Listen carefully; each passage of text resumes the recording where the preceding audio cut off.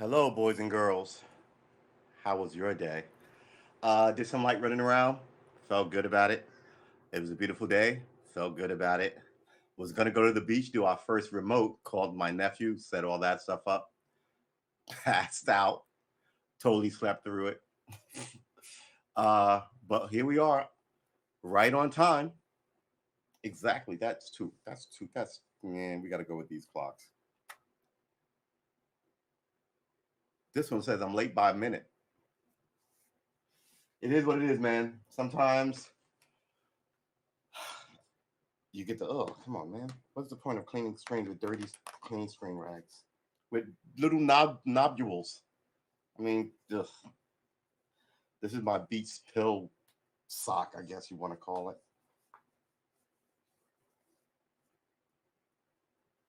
All right. Uh,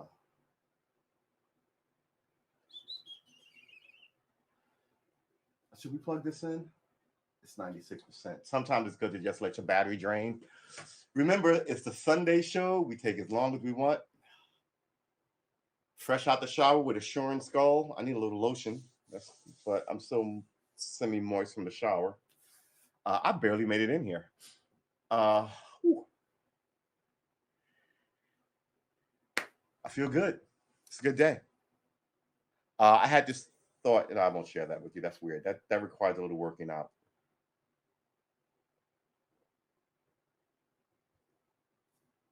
Ah! So, what we're gonna do here is what we do every day, every day.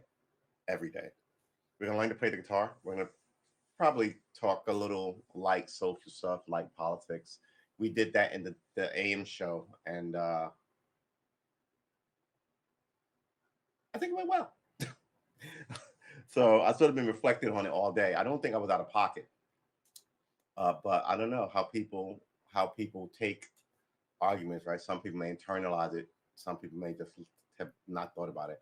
I generally ponder what I said, if I could have said it better, if I offended anybody. But it was a pretty, you know, it was pretty standard.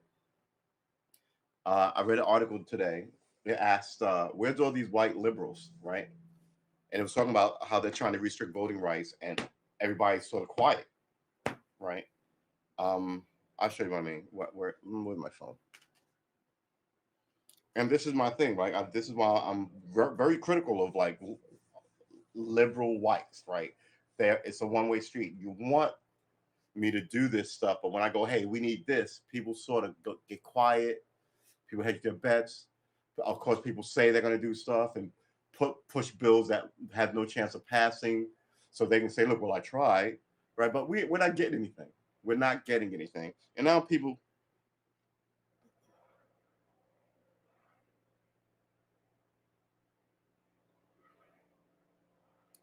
Yeah. So where is this thing? Because the guy essentially asked a question I've been asking for about 10 years. Uh, wow, 130 people dead in rain that triggered flooding in India. This we have fucked up our terrarium. Wildfire smoke blowing across the U.S. is more toxic than we thought. Okay, great. National Geographics. Oh,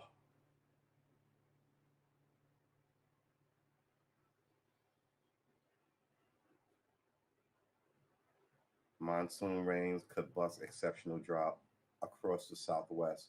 What monsoon rains?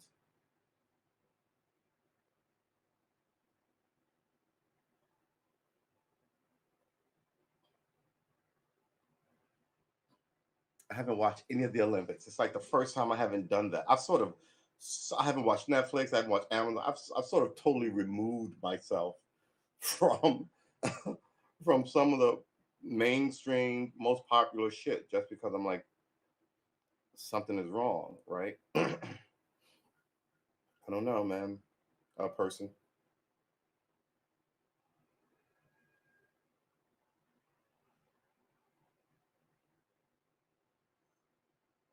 Everything is comic book story.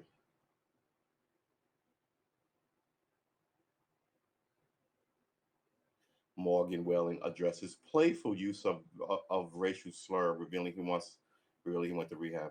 Yeah, look, If no one's gonna play your music and you're a singer, you gotta fucking start making mea culpas, right? This is not fucking 1975 when you could have yelled that shit at your country venue at the top of your lungs and put it on your live album. Right now, companies, even though they don't really care about it, are a little more. I don't want to say they don't really care about it. Are a little more sensitive to it, and whereas they've been ignoring it for so long. Where the hell is this article?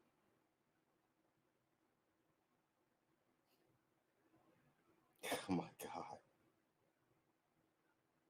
All right, where is this article? Politics. Here we go. Finally,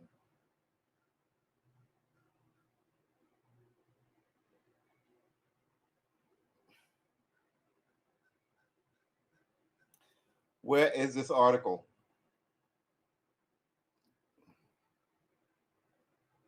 Biden plays hardball. There's a lot of talk about hardball and nothing getting done.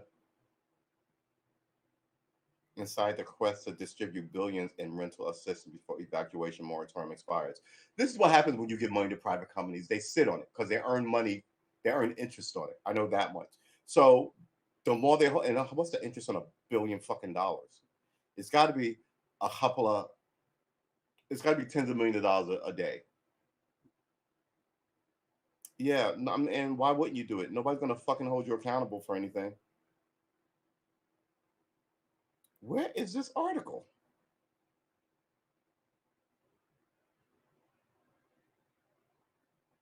Oh well.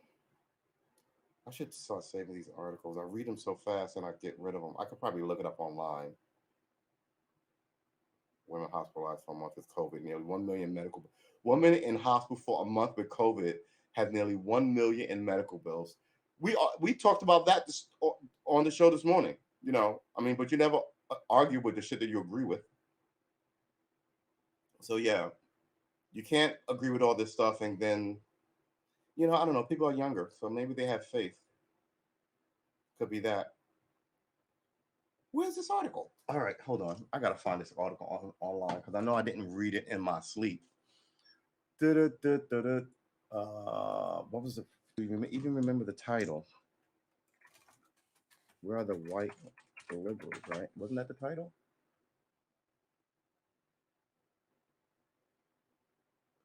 May 10. Well, news. Put on the news. 2 weeks ago. 1 month ago. 1 day ago. White House backs Cleveland Guardians name change. Of course they do. What were they going to say? Way to go out on a limb, guys. She is so ridiculous.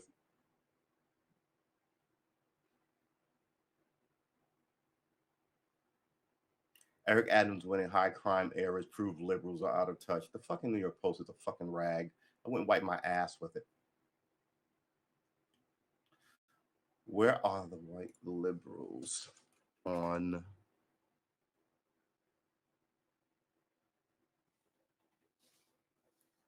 This is amazing. I cannot find this article.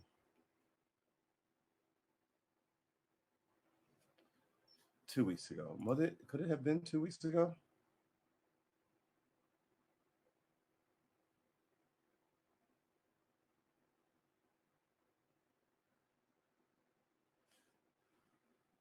Democrats have become more extreme. No, this is Peggy Noonan is a fucking idiot. Oh, she's not liberal. She's a Ronald Reagan conservative. This is how you change the flagpoles, right? Change the markers. You let conservatives write liberal shit and call them conservatives, call them liberals. I mean, you're arguing about people's. I can't believe I can't find this article. You're arguing about people's right not to be murdered off in the street, but you're arguing about people's right to not be gouged by the government, right? Gouged by these banks and all this nonsense. This is what you're arguing about, and every day you argue about it.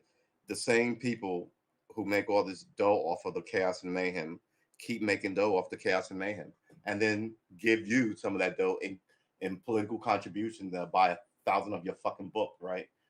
I mean, there are people who are above the law, and you can watch them on your TV. If you're not allowed to throw rocks at them, they are above it. While they always punch down. We only, like I say, we only ever go to wars with people. Oh, for God's sakes. Uh, why am I back into this celebrity bullshit? Where's my news? Rita Marley, God bless you, lady. Anyway, I guess I gotta stop looking for it. How much did I flip through today? 5 things to love that will screwed over by extreme wildfires. Wine and marijuana are the pictures. Look, listen. From what I understand, there's like a 4-degree temperature variation, and all this shit's gonna die off. And once the giant die off starts, everything's gonna start dying off because everything lives off of something else on this planet. So once and chickens can't survive 4 degrees, pigs can, right? So chicken may go the way of the dodo, with the dodo. Uh, yeah, it's crazy. It's yeah. I guess I'm way past where it should be. News for you.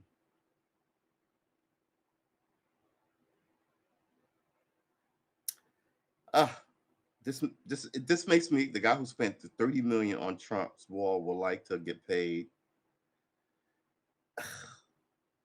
It's not Trump's fucking wall. See, that's how you discredit something. You need something done on the border. So in order to ridicule it, I mean, and this is why you can't look. Trump wasn't wrong about everything, and the place was a shit show long before Trump.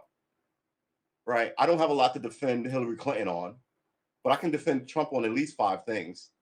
You need to do something about the border, and apparently Biden is using several of Trump's policies still. He didn't rescind them.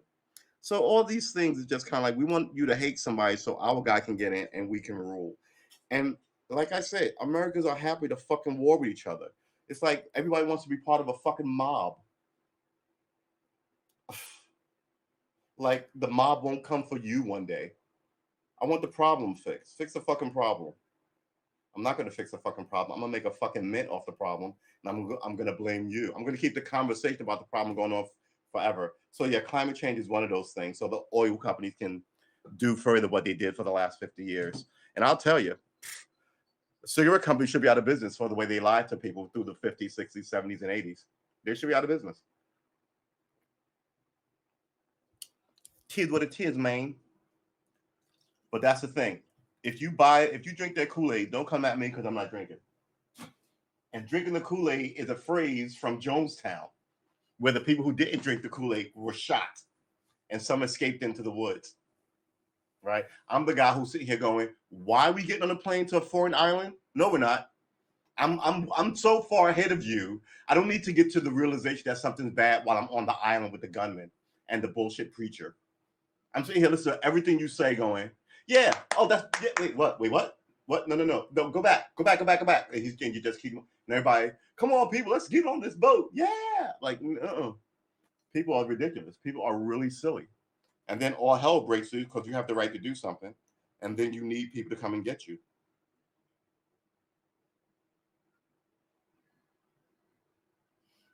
Britney Spears is fucking nuts. But here's the thing, she ain't the only one, right? And if you've got her performing like a trained SEAL in Vegas for all this money, then she can control that money. Otherwise, it's just slavery by the back door. And there's a lot of that going on here. There's a lot of I own you bullshit written in the laws. Like I said, lawyers run the place. If you, I mean, don't be a doctor, you be a lawyer. 4 years of college, 3 years, and then it's hard to pull shit over on you. It absolutely is. It's the same hack that these computer guys have. That you don't know computer language, they know it. They can be in your bank account in your video. It's the same kind of thing. You don't know how weirdly worded this whole shit is, and they do. So they pay themselves extraordinary cash and won't do anything about the real problems. And the real problems are like the police who are just gotten really, really insane, really, quite frankly. Fucking insane. Some of the stuff that I see. But, it's 1,000-year-old problem. I mean, it should have been fixed a long time ago. And now I'm at the point where no one should even cooperate with it. All our enemies do shit like this. All our enemies, all our enemies do it too. But our allies do shit like this. We were allies with South Africa, right? We're allies with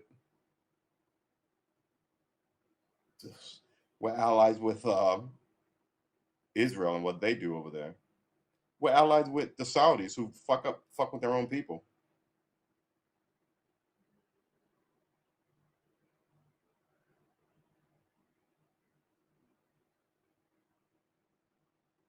Yeah, see, this is what you get. Dating online gets you weird people.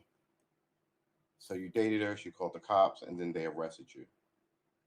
Lucky thing you filmed the whole thing.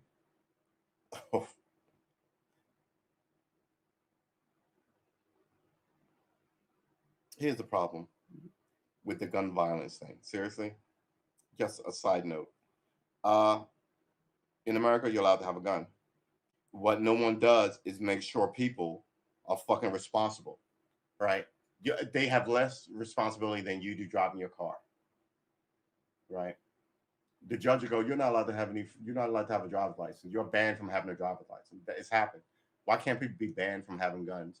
Well, it's my right as a citizen. Yeah, but hold on. Your right as a citizen, once you collide with the law, your right as a citizen can be taken away. We've seen that with voting rights, right? Felons don't get their voting rights back. So, I mean, in a society where I can say anything as a lawyer, you might want to watch what people are doing. The thing I always say is Michael Bloomberg's attempt to rig the not rigged, not Michael Bloomberg. Hold on. Well, Michael Bloomberg's successful bid to take uh, three terms in New York, and Giuliani's attempt to stay longer as mayor. And if that would have succeeded, then any president could have used that as a precedent to stay longer, right? So you should really watch what people are doing around you because it affects you.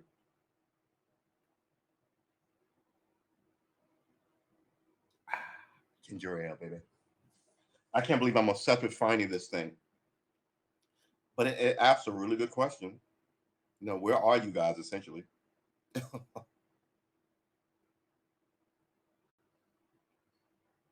getting a lot of bullshit.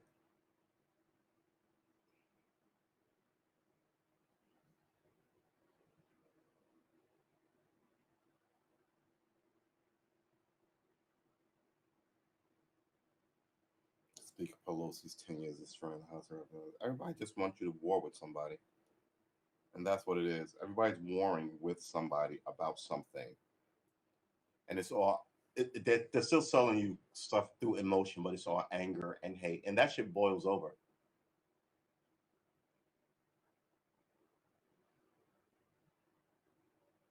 Homeowner yells at man trying to save neighbor's life on their lawn. Yeah, that makes sense.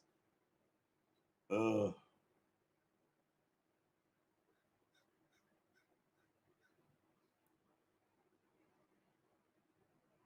While everyone heard about Jeffrey Epstein's enablers, few listened to his victims. Yeah, this is not news, people. The rich have been getting away with this sort of thing for literally 1,000 years. Say hello to rookie class of 2021. Who is she? Because she is the bomb. Anyway, yes, music. I'm all over music. Yeah, well, I guess I can't find it. Sorry. I really wanted to like share it with you, but and we've been looking for a minute now. How long has it been? Oh, we've been looking for it like for easily 10 minutes.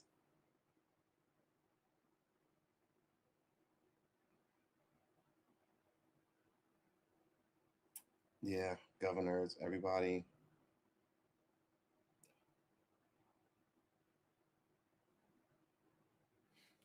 Man gets 5 years in prison for swatting call that led to a fatal heart attack. Yeah, stop calling the cops on people for shits and giggles. And he had a heart attack. You should have got more than 5 years. I mean, that's a homicide. You can get 15 to 20 for that easily. Actually, not attempted homicide. It's homicide, but it's reckless homicide, right? You didn't intend to kill somebody, but you killed somebody. Versus kicking the door with a gun and actually shooting somebody, right? Your reckless driving led to the death of somebody, right? So Mm, 5 years. I think he got off lucky. I can't find it. All right. Well, that's it. Georgia police make arrest in 1988, murdered by 8-year-old Joshua Harmon. Yeah. Good Lord. That was like 30 years ago. Oh,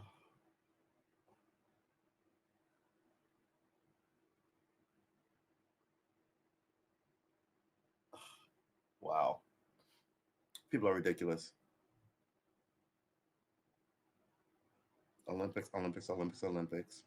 Olympics, Olympics, Tokyo, Olympics, Olympics, Olympics, Olympics, Olympics. All right. So yeah, I guess it's gone.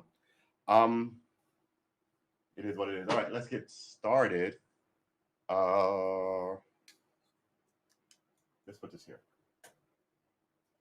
Do we need lights? This is the latest we've cut this light on.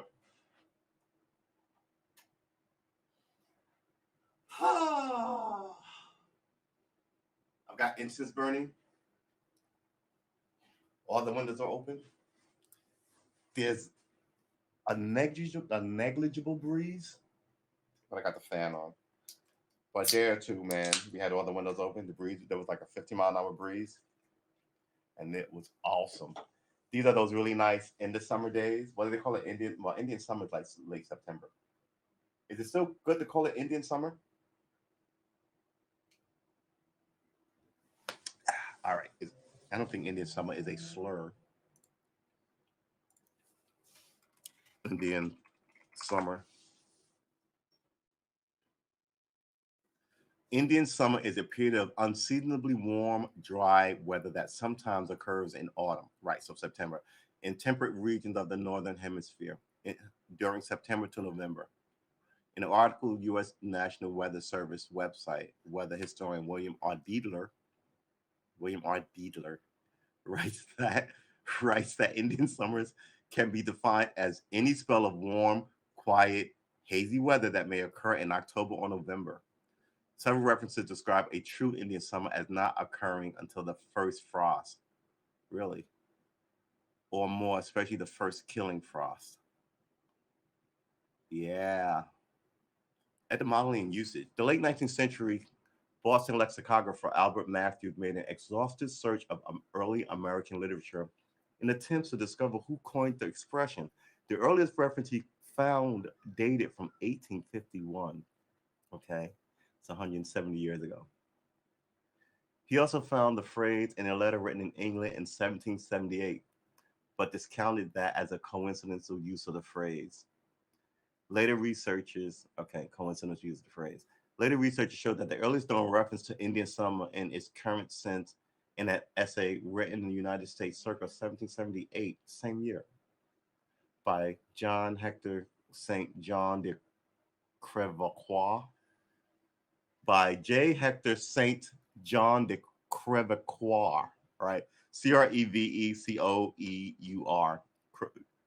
Crevecoeur. Or is it some, I don't know how to, okay. The letter was first published in French. The essay remained unavailable in the United States until the 1920s. Written in an essay in the United States, circa 1730, by John Hexter. The letter was first published in French. The essay remained unavailable in the United States in 1920, but it was written in the United States. Wait a minute. What? No, wait. That whole sentence. Oh my God. That whole sentence contradicts itself. Later research shows that the earliest known reference to Indian summer in its current sense occurs in an essay written in the United States, circa 1778. Okay, that's 2 years after the founding of the country. I just want to make sure we got that date right. 1778 by Hector St. John de Crevecoeur. All right. The letter that we just talked about was first published in French. Okay. The essay remained unavailable in the United States until 1920. Okay, so it was published, maybe they mean it was published in France. An essay written in the United States and published in France would make more sense versus the letter was first published in French. Why would a French published letter not be available in America as it was written in America. See, so yeah, that sounds like there's a weird language error here. It remained available until the 1920s, even though it was here in a foreign language. I don't get it.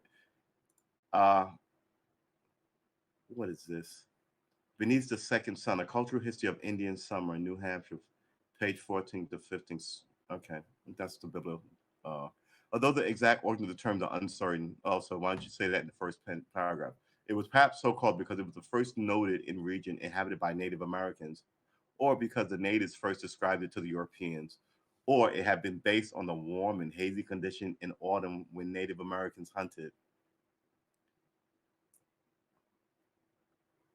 That's three ors. Hold on. Although the exact origin of the terms are uncertain, it was perhaps so called because it was the first noted. It was perhaps so called because it was the first. It was perhaps so called because it was first noted in regions inhabited by American Indians. That's one. Or no, normally it's this or that. It's two things, right? It's two things. This or that. One or the other. It's or is a connector, right? It's a conjunction, right? Right. It is a conjunction. We'll look that up in a second too. Uh, so called because it was first noted in the region inhabited by Native Americans, or because the natives first described it to the Europeans. All right, that's true. Or three, it's been based on the warm, hazy conditions in autumn when Native Americans hunted. Because the warm weather is not a permanent gift, the connection has been made to the term Indian giver. Because the warm weather is not a permanent gift, the connection has been made to the term Indian giver. A pejorative American expression used to describe a person who gifts and then later wants it back, or who expects something of equivalent worth in return for the item. It is based on cultural misunderstandings that took place between early American colonizers and the Indians. I grew up using the term Indian giver. It's what kids use, right? It's also suggests that it came from historic Native American legends granted by God or life giver to various warriors or men to allow them to survive after great misfortune, such as the loss of a crop. In literature, history terms, do you want to finish the two more paragraphs? In literature and history, the term is sometimes used metaphorically. The title of Van Wyck Brook, New England Indian Summer, 1940, suggests an era of inconsistency, infertility, and depleted capability, a period of seemingly robust strength that is only an imitation of an earlier season of actual strength. A period of robust strength, which is it suggests an era of inconsistency, infertility, and depleted capability. A period of seemingly robust strength, seemingly robust. All right, so it's seemingly robust strength that is only an imitation of an early season of actual strength.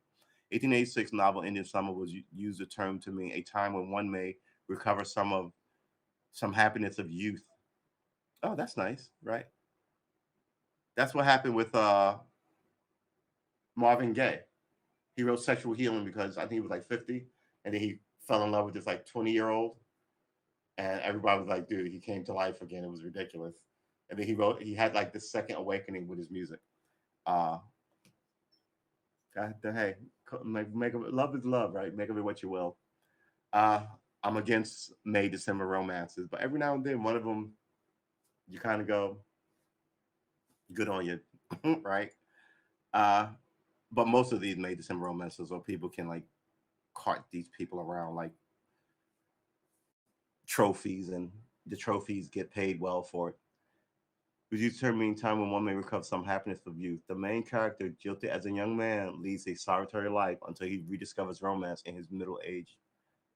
In the British English term, it is used in the same way as in North America. In the UK, observers knew of the American usage from the mid 19th century onwards, and the Indian Summer of Foresight is that metaphorical title of the 1918 second volume of Forsyth Saga by John Galway. However, 20th century climatologists Gordon Manley and Hubert Lamb, Manley Lamb, uh, Gordon Manley and Hubert Lamb use it when they're referring to American phenomena, and the expression did not gain wide currency in Great Britain until the 1950s. In former times, such a period was associated with autumn feasts of St. Martin and St. Luke. All right.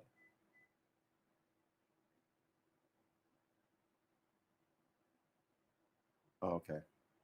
I heard a beep, beep, beep, beep, beep, beep. I was like, it sounded like a microwave, but my microwave isn't on. It's someone out in the parking lot. Started like, he 1918 second. Okay, so 1918, and they didn't like it because they had a feast, the feast of Saint Martin and Saint Luke, about I guess around the same time. So they had other things. They are in a different country. In English translation of Boris Pastor Dr. Zhivago, the term is used to describe the unseasonably warm weather leading up to the Great October Socialist Revolution. Good sweet Jesus. That is just the opener. Etymology and usage. Similar phenomena in media. There's a similar phenomenon. Some weather conditions with local variation exist. A warm period. It's called Altschwiebenschleimer. Altweberschleimer. Altweberschleimer. Altweber Sommer. ALTWEIBERSOOSOMMER. Summer. Or Old Woman Summer. In Germany, Austria, and Switzerland, Lithuania, Hungary, Hungarian, Estonia, and in a number of Slavic language countries, for example, in Czech, Ukraine, Poland, Slovakia, Russia, and Slovenia, it's known as Old Woman's Summer.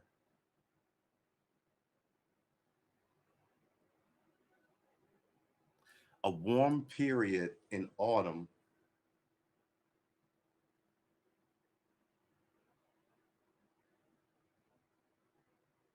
A warm period in autumn. All right, okay, it's Europe. Okay, I'm sorry. I was like, autumn is warm. It's warm here. Uh, okay, so I guess autumn will be close to winter. We've seen enough of those movies. Winter starts in like September. uh, Here, winter starts, I want to say, mid October. And that's the beginning of winter, really. That's not really, well, after here in the northern hemisphere, after I want to say Halloween, where the leaves, well, in the Northeast at least, where I'm from, the leaves begin to turn and you can walk to school. But then when it snows over those leaves, because we've had a couple of those, like frozen leaves under the snow, and that's like an early frost. So I guess that's what they mean. Indian summer, but it's not a pejorative. It describes the weather. It's not a pejorative.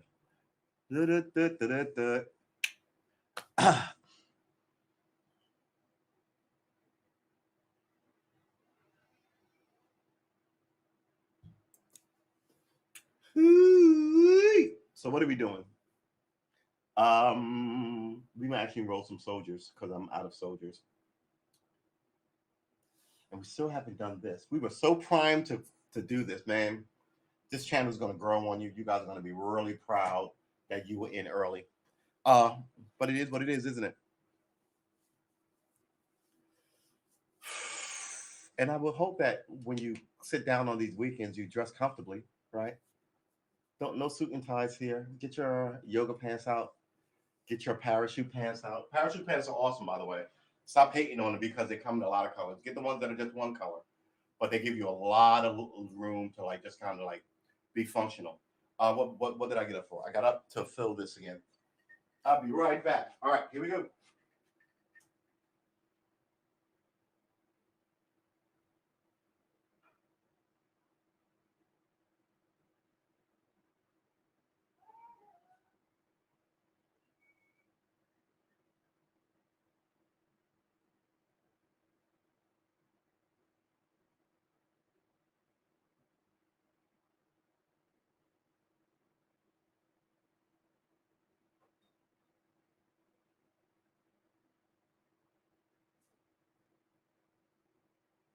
All right, we may have a problem. You ever think, I don't want to put this back because it'll be empty and this. I'm gonna just put the whole thing in this glass or this cup on this plate. That's what I did with this, and that's entirely dangerous. Uh, so let's roll some soldiers and then get started. Remember, remember, remember, remember, remember. Oh, I remember these.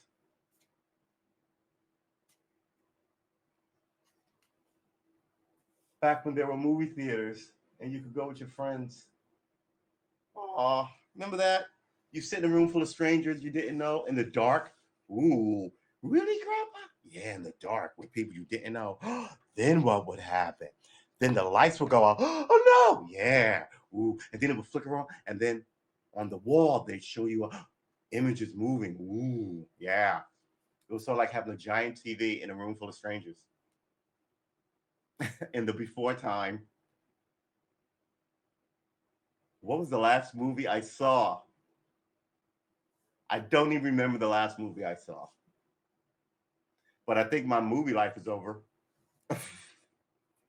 Oh my gosh! Anybody going to the movies? Some people don't care. People are back at it, back at restaurants. Like it. Um, I don't know if we should look up.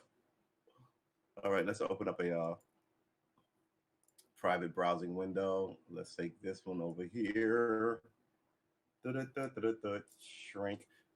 Um, I did check all the things when we started early, right?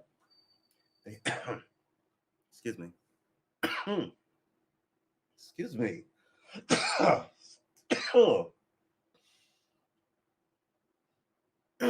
Excuse me. Ugh. Whew.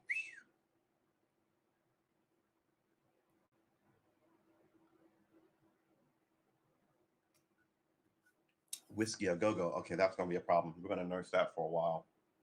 But here's the thing: you let the ice melt. You hit it with a little more ice. Not really a problem. Um, we were gonna look up something. I'm all over the place today. We were gonna make some soju, but we're also gonna look up something. Um, I still think it's funny that climate change is gonna wipe out weed and like grapes. Um, I don't know if that's the case. Weed is a weed, quite frankly. The weeds are known to be hardy, right? But grapes may go.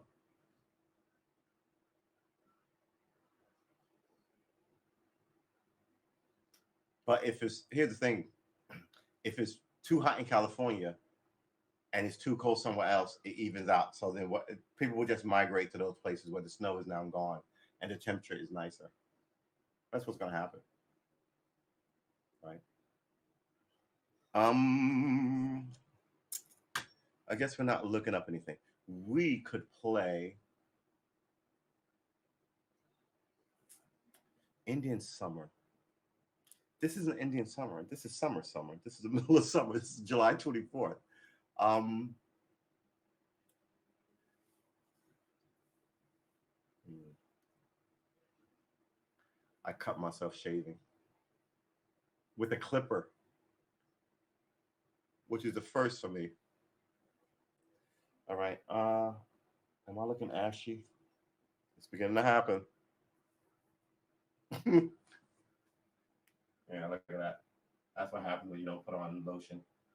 Got some ash happening. Uh, I wish we could play all the songs we know and love, but everything is owned by giant corporations, which all need to be broken up.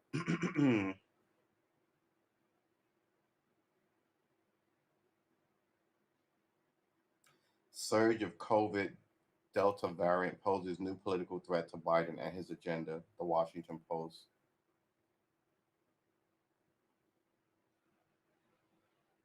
Murders are up, crime is not. What's going on? The people get killed by people who know them, usually, right?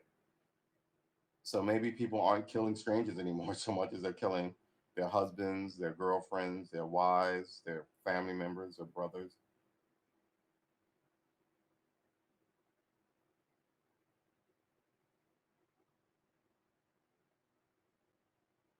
No chance the US can stop a Chinese invasion of Taiwan. No, that's not what that's about. It's not us stopping it. It's a war event, right? Just like you're not going to invade Britain either. I'm sure the Germans could, or who's close? Not the Germans. Who's big and closer in England? I have no idea. They're all they're all just sort of they should all just be one stalemate little country. That's what that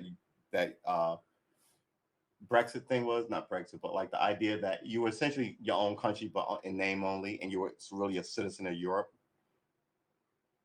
and the Britons didn't like it. They wanted to be Britons, which I get. if America, Canada, and Mexico all became Mexican America, I'd be like, what the fuck is that? Oh, and in the doing of it, you have to follow the policy that some politician in Mexico or Canada makes. I'd be mad about it. And then you know what you'd have that system until people my age died out, right? Remember, the Revolutionary War, they didn't have a lot of information, right? Well, they had descended via wagon and all this shit. But I'm sure you were like, hey, son, uh, Pop and the family loves you. Tell us how you're doing out there, um, in the West, because in the territories. And then, like, he sends you a letter, oh, everything's fine. We're shooting buffalo and how's everything going? And he comes back and people are like, hey, you know that we're a new country? Yeah, apparently there was not, well, it had lasted 4 years. Oh, hey, since I last wrote to you, it was 8 months ago. And apparently there's a rebellious group and they're sort of at war with the king. What? Then you write him 6 months later. Tell me more about this. Like, then like 2 years in, oh, apparently like they blew up, and now you have to come home to see, like, by the time you get here, or you went to England to do something. 4 years is a long time. But you know what I'm saying? You come back and you live in another country. People who didn't spitting and everything. People who didn't take part in it got on boats and left with all their shit, tarred and feathered. They would call them loyalists. And after you were lost, you couldn't stay a loyalist, right? You had to get the fuck out of here because they were tar and feathering people. That is my favorite period of American history. Everybody is obsessed with the Civil War or World War II, and I think shame on the both of those groups. Um, ugh, no, thank you.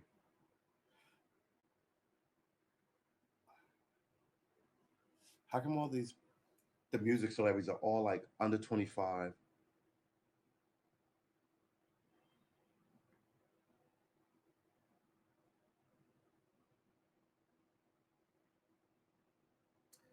Really, the Twilight movies are on Netflix. Ugh. I guess that's it. I guess this is me. This is me slightly obsessed with something. Slightly obsessed with something. I really want to find this article because I know I'm not. It's crazy. I must have passed it a couple times, but it should be here. But the problem is, I have to sort through a lot of entertainment shit that I didn't ask for. The new Capitol Police Newsweek. The new Capitol Police chief supports cops speaking out following Tucker Carlson's remark. No, you don't. Get rid of him. No, you need esprit de corps. You don't just say whatever you want because your feelings are hurt, right? Because someone else is going to speak out and who's going to say something that you don't like, and you're going to want to punish him. No one says shit. That's the way these organizations work, right? You got an opinion about it, keep it to yourself. And I got to tell you,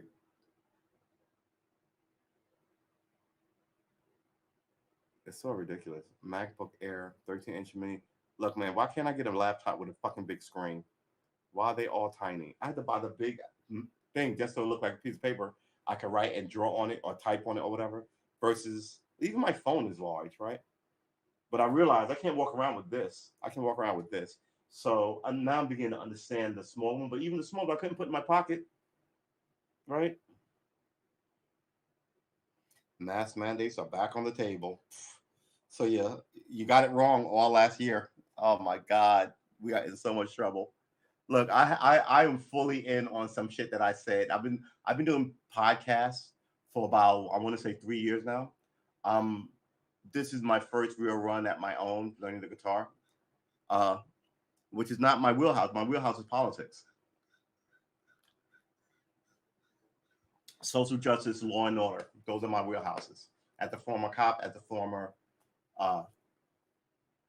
a former, as a current black person raised by black people, descendant of slaves.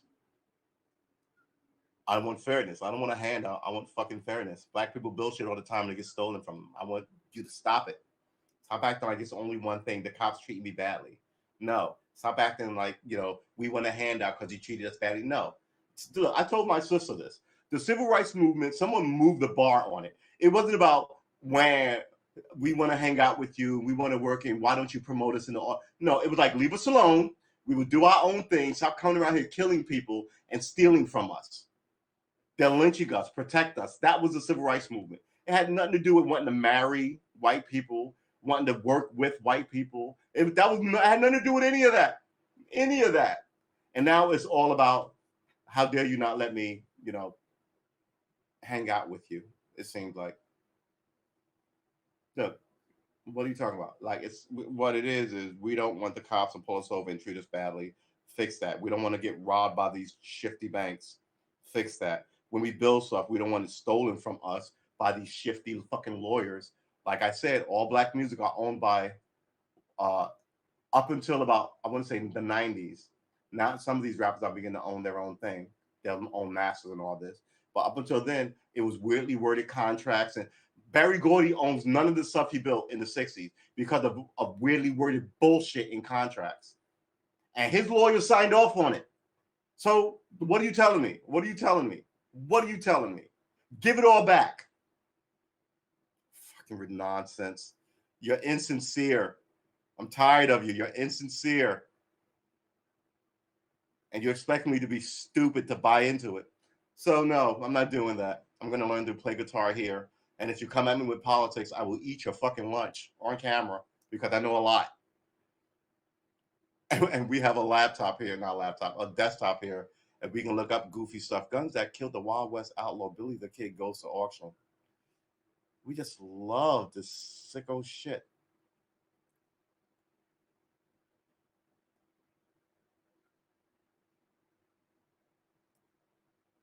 NPR is just they have an article. Teen girl leaders in a pandemic fight for what's right and then groove to BTS.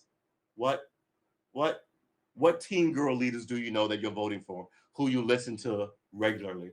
This is what I mean. It's all this touchy feely stuff to get and if me saying that will engender all this hatred online and they know it. They're doing something great. You must hate young lady. No, we're trying to solve something like that whole Greta Thunberg thing. I was like, no one elected her to shit. You know, she's just whether you want like or hate it, they made her a media darling, but she's not creating policy. She's throwing shade at the president, and they're reporting like it's right. And what if he said, "Somebody get this child out of here"? Then all of a sudden they attack him for that. Why? It's how the message is delivered and who's delivering the message. This is why people don't really have a lot of faith in American media. You know, I could really go for a sandwich right now. What is up with all the face tattoos? What is that? That Darth Vader? I guess he's a boxer. Sweet Jesus, you young people really need to fix your shit. No, okay, I'm sorry. I think he has Ben Franklin tattooed on his face. Go up. I mean, seriously, I said this a couple of days ago. The tattoo thing is out of control, right? But that Ben Franklin on your face, okay, I got you. All right. I know I'm officially like an old man now, because I'm just kind of like I don't get it. I don't get it. Face tattoos, and it was a teardrop, right? And I remember seeing that. I was like, that's gonna get out of control. People were like, yeah, I mean, I get it. Tattoos, beautiful, giant works of art. I'm an artist by nature, so when I see you theme up your body like those yakuza tattoos, I'm like, wow, that is fucking beautiful. That is hard work. I totally get that. That's dedication to a concept. But I've also seen Mickey Mouse, then a gun, then a phrase, and then this, and then this is what it just seemed like a hodgepodge collection of goofy shit you write on your body, and I'm just kind of like, that's vanity, right? Look, vanity with a theme, I can sort of get behind, but but I just Just put Benjamin Franklin on my face. Okay.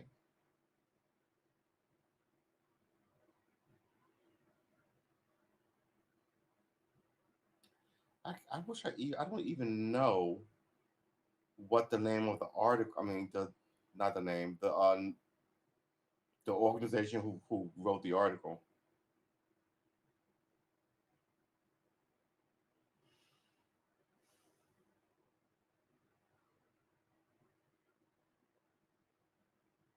Ugh.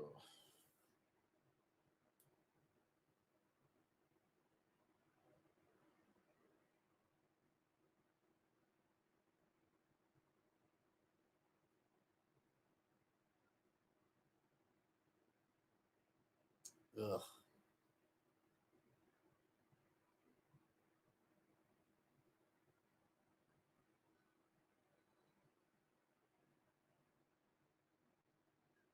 A culture of stealing material. Family of James Brown settled 15-year battle over estate.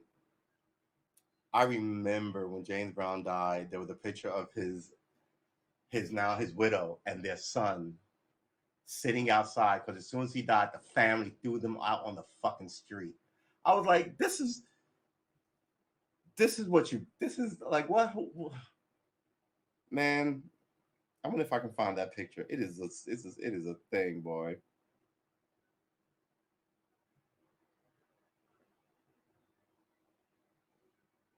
All right, well, I'm not going to be able to find this, so you should just stop looking. Stop looking. Stop looking. Video games. Ooh, video games. Stop looking. Health. DeSantis doesn't know what he's doing. But yeah, the pandemic has worn on all of us. It's been a year and a half.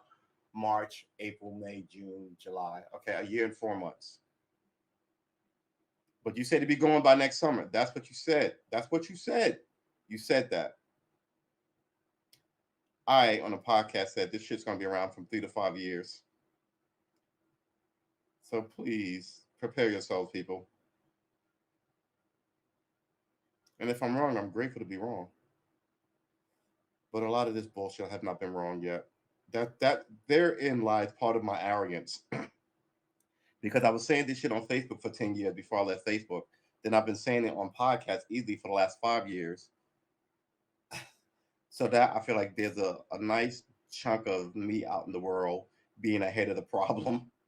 So when somebody shows up with get back in line, I'm absolutely not for that. The Olympics, man. Did not even check it out. Big business, celebrities, no celebrities. Why celebrities in my fucking feed? Did I pick celebrities?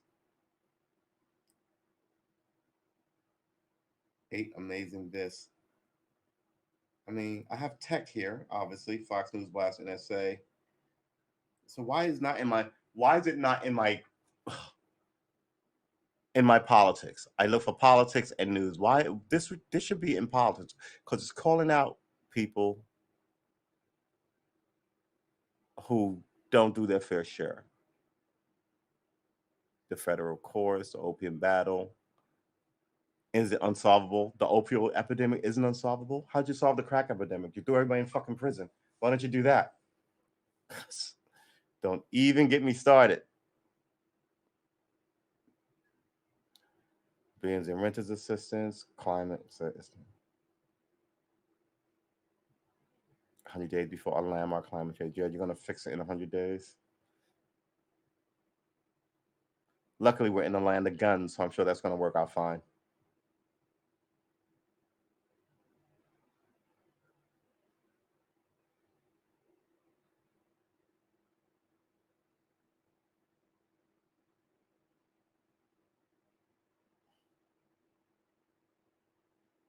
Yeah, a lot of this is not news, man.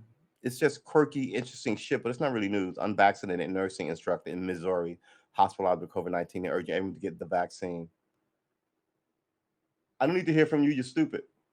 You're telling me to get the vaccine now after you've been all over the place telling people that the vaccine was bullshit and now you have it. $1 million in fucking hospital. I mean, Jesus Christmas. $1 million and how are you going to get from under that? America's whole system is broken, and it was broken on purpose. All right, we're not going to be able to find this. Let's put this here.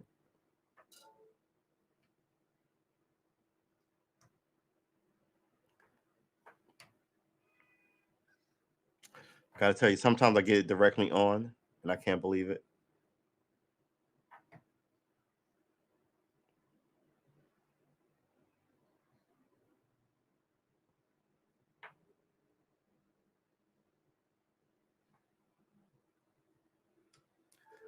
Oh, Jesus, Christmas. All right.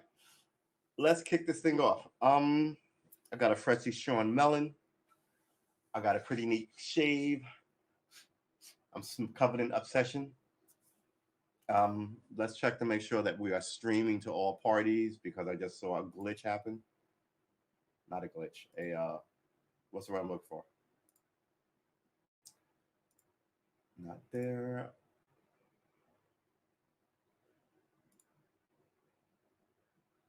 Can you hear me? Oh, I think that's that's me. That's the sense with this time we'll kill this. Every time it takes us how long? It took the last time we checked, it took 7 minutes. No, it took about 3.5 minutes to roll one dead soldier. So that's why it takes me forever. I normally put in a long YouTube video, 20 minutes or so, and I'll watch that while I do this. But I'm not gonna roll that many. I'm just gonna roll like two. And then we're gonna kick this off. I should roll them as a. I'm always looking for this. So, what are we supposed to be doing today?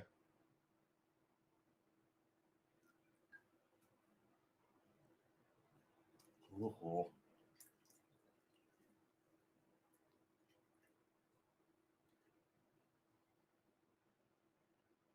7.5 fluid ounces, 22 milliliters.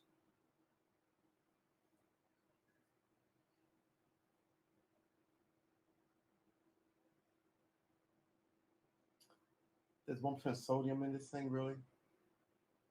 8 carbs, 21 grams of fat.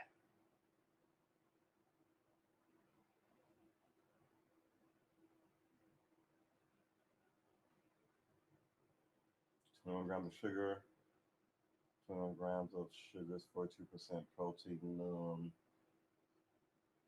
sodium. It's got a ton of sugar and salt in it. 25 milligrams of salt is 1%. 21 gram carb, 8% total sugars, 42% sugar. See why I don't fuck with? Oh, you can't even see me. See why I don't mess with sodas for the most part. Um,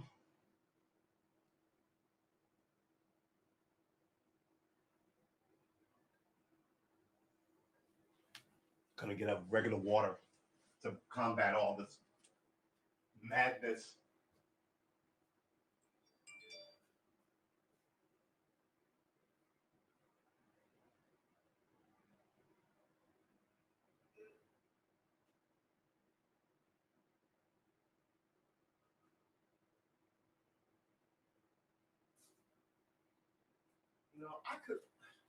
I could make beef and broccoli tonight. I think I've got most of. I mean, it won't be restaurant style beef and broccoli, but I got enough beef and broccoli to actually. I've got enough. I feel. Yeah, I should make beef and broccoli. A little protein and some fruit. Yeah, let's do. No.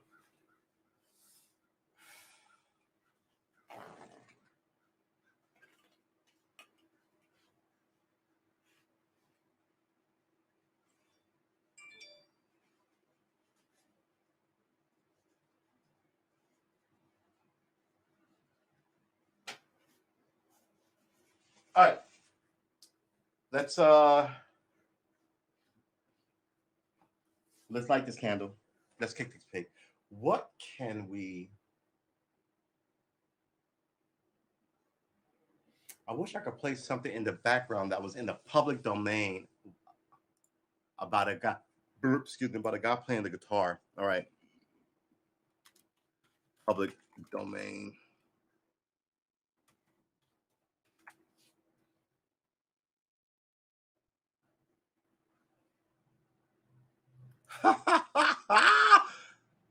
Can you play that? It's on. Is it Reefer Madness? Is in the public domain? Are you serious? Trip to the Moon video. Oh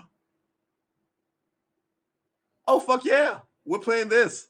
Oh my god, that is fucking awesome. Oh, excuse my language. That is gosh darn awesome. So we're gonna roll these dead soldiers, and we're gonna play a classic. Da-da-da-da-da-da-da. I'm sorry, I'm all over the place. There you go. This is what we got. Of course, there is no. You can turn the volume up as much as you want, baby. Normally, these were accompanied by piano people, orchestra, like playing. Oh Lord, I thought I just liked this. Oh, I'm not signed in. All right, fine. All these people are now gone, and they've been gone for some time. Oh.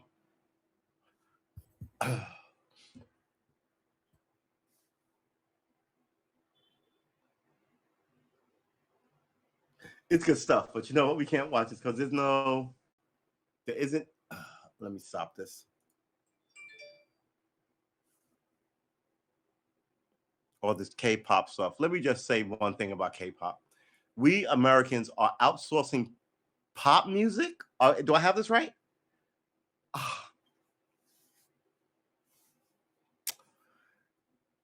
I just don't even. I don't even. Not only do I not even, I can't even. I can't even. Hold it, wait. This is not. Wow, that was a big ass bug. That is not in the Night of the Living Dead. Oh, no. What? I mean, public domain films. How you get Night of the Living Dead that was written in the 60s? The public domain law, I think it's 80 years. Oh, my eye. List of films in the public domain. Abraham Lincoln, released year 1930, D.W. Griffith. Africa Screams, Algiers. 147 more. Let's go through some of these. We might want to flip it, right? Cinema eligible films. Hold it.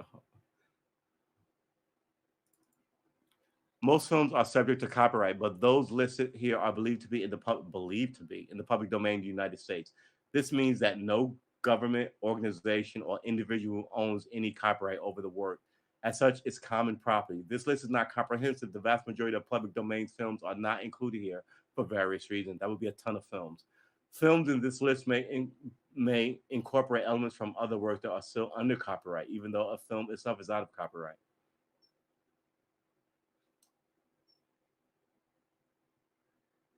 I don't even understand how that works. 1930, determined copyright. Motion picture copyright registration from 1978 were published in semi-annual copyright catalogs. The Library of Congress also published cumulative copy. Date of publication and renewal status. See, renewal status. They came up with this renewal status in like the 80s, which is bullshit. So they allowed something that was going to go out of copyright to remain in copyright for an additional 50 years. So that's 130 years. It really is just. Meanwhile, you wake up in the morning and there's a new law that you have to follow, and 10 more laws that they don't. It really is just fucking ridiculous. Missing or flawed copyright notices. Renewal status. All motion pictures made and exhibited before 1920s are indisputably in the public domain in the United States. This date moves forward 1 year every year, meaning that films released in 1960 will enter the public domain in 2022. So it's 90 years. What did I say? From 1926 to 2022. So it's 96 years. Films from 1927 and 20 and so on. Tonight have their copyrights renewed in order not to enter the public domain, right? So this was it. Books have been released. The film registered 28 years. The semi-annual book, blah, blah, blah, blah. It doesn't tell us when they did it. Before the passage of the Copyright Terms Act 1998, it was super new. Was a maximum of 75 years. What did I say? 80, with working into the public domain during one of the 76th year of creation. So, for example, 1930s, registration public domain, January 1st, 2006. As such, all films released before 1920 have been into the public domain, right? By January 1st, 1990, all the CTEA added 20 years to the terms of all existing copyrights until 2019. It's explicitly refused to revive any copyright that had expired.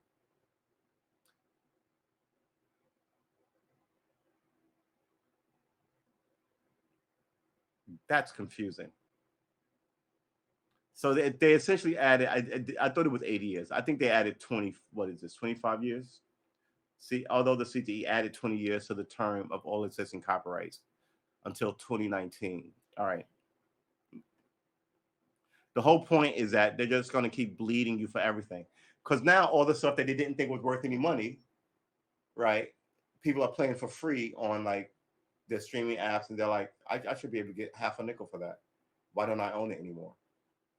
America is America is just public domain films. You know what?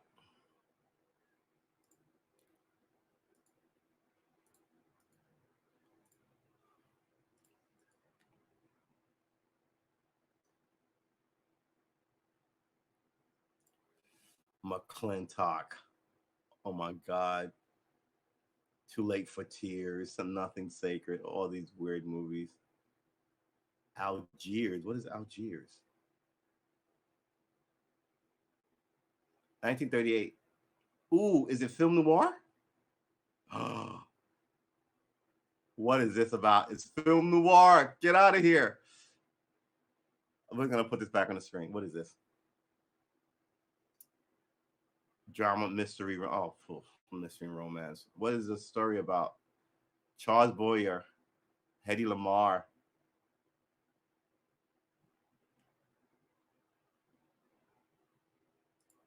Why don't you tell me? Storyline. Pepe Le Moco, a thief who escapes from France with a fortune in jewels, has for 2 years lived in and virtually ruled the maze-like impenetrable Casbah, native quarters of Algiers. A French official insists that he be captured, but sly Inspector Slimane knows he needs only bide his time. The suave Pepper increasingly regards his stronghold as also his prison, especially when he meets beautiful Parisian visitor Gabby, who reminds him of the boulevard to which he dare not return.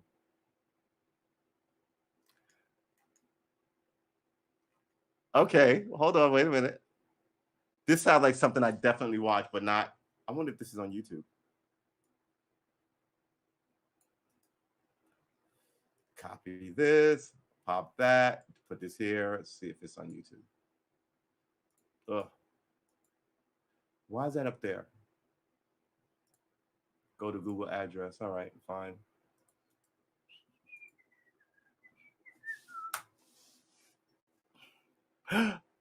It's on PBS.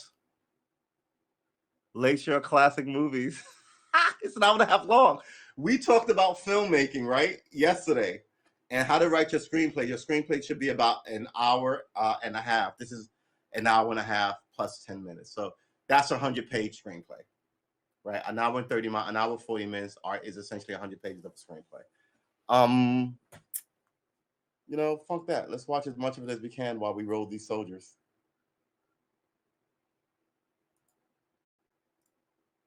Ugh.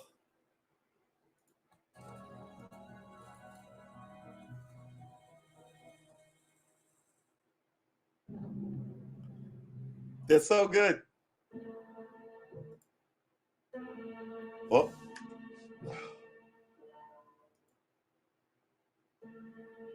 Algiers, where blazing deserts meet the blue Mediterranean, and modern Europe jostles an ancient Africa. Modern Europe jostles an ancient Africa. A stone's throw from the modern city, the native quarters known as the Casbah stand like a fortress above the sea. Its population includes many tribes and races, drifters and outcasts from all, let's go, guys, from all parts of the world, and criminals who found this a safe hiding place. Let's try reading that again. This crawl is super slow. But we're gonna give the crawl a chance to go. Algiers, where blazing deserts meet the blue Mediterranean, and modern Europe jostles ancient Africa. A stone's throw from the modern city, the native quarters known as the Casbah stands like a fortress above the sea. Its population includes many tribes and races, drifters and outcasts from all the parts of the world, and criminals who find this a safe hiding place from the long arm of the law.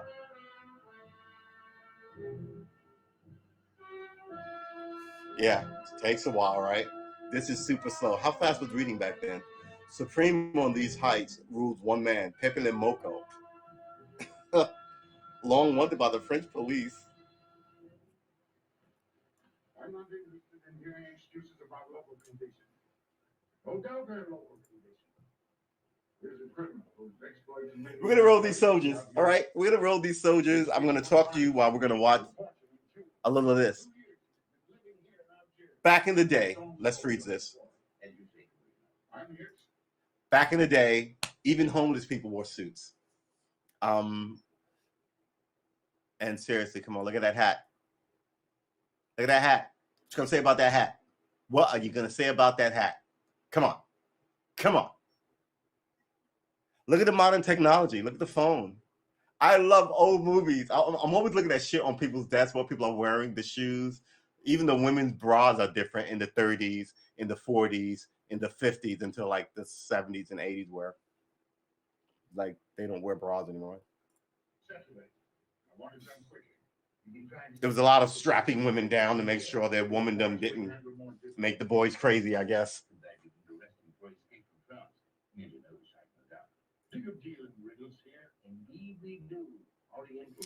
I gotta tell you, when I was a slim boy, I looked good in a double-breasted suit.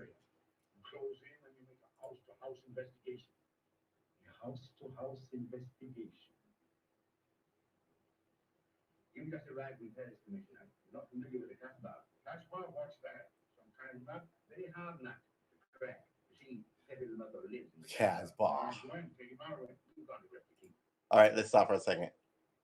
Look at the acting. he's hot and he's dabbing himself in the, but his tie is still up because, whew, come on, it's so goofy. I mean, it's so. Let me show you. Fantastic. The civilized man you don't like fancy.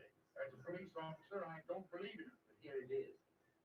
The native border known as the Casbah. Really? It's just a few lines on the map. But the reality is something stranger than anything you could have dreamed.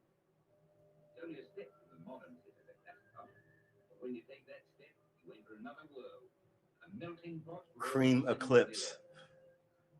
Seen from a bird's eye view, the Casbah is a great staircase. Each step of the terrace rising to the sea. If you observe more closely, you'll see that those terraces and courtyards and twisted streets. Shall I leave this up for you guys to listen to? You know what I'm going to do? I'm going to put the link in the description just in case you want to watch it.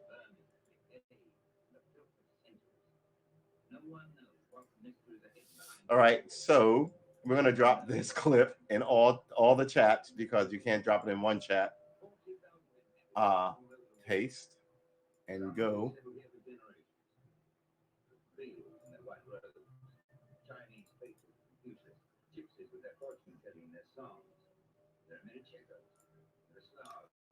And one more place to do it.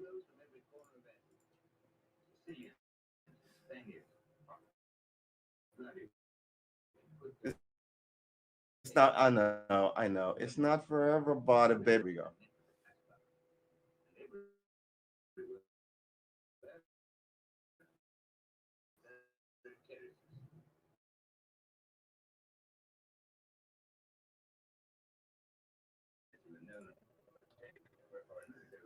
Okay.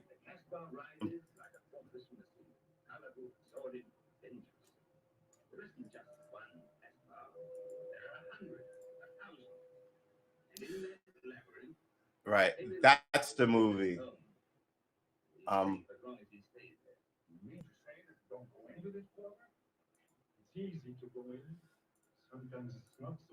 Ooh. All right. So let's close this. Oh man. All right. And then let's close this. And as that happens, I'm gonna sit here with my magic box. Mind you, the the imagery of this is gonna be bad.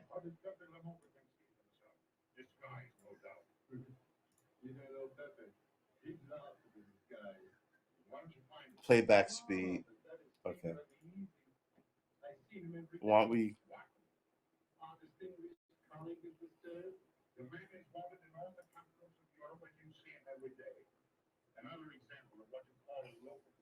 Wow, you can't even see.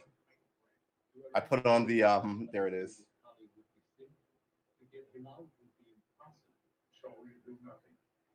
All right, we're gonna roll two of these things, just two. Then we're gonna cut this off. Um, I mean, these guys were all the biggest stars of the day. I mean, don't hate on them because you don't know who they are.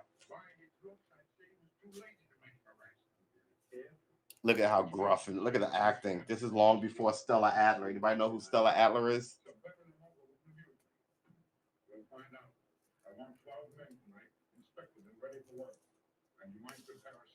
Good Lord, why are all these things so badly rolled? Back in the day where pearls were like the thing, just as many movies have stuff about the pearls as movies that have stuff about diamonds. Now, nobody cares about your pearls.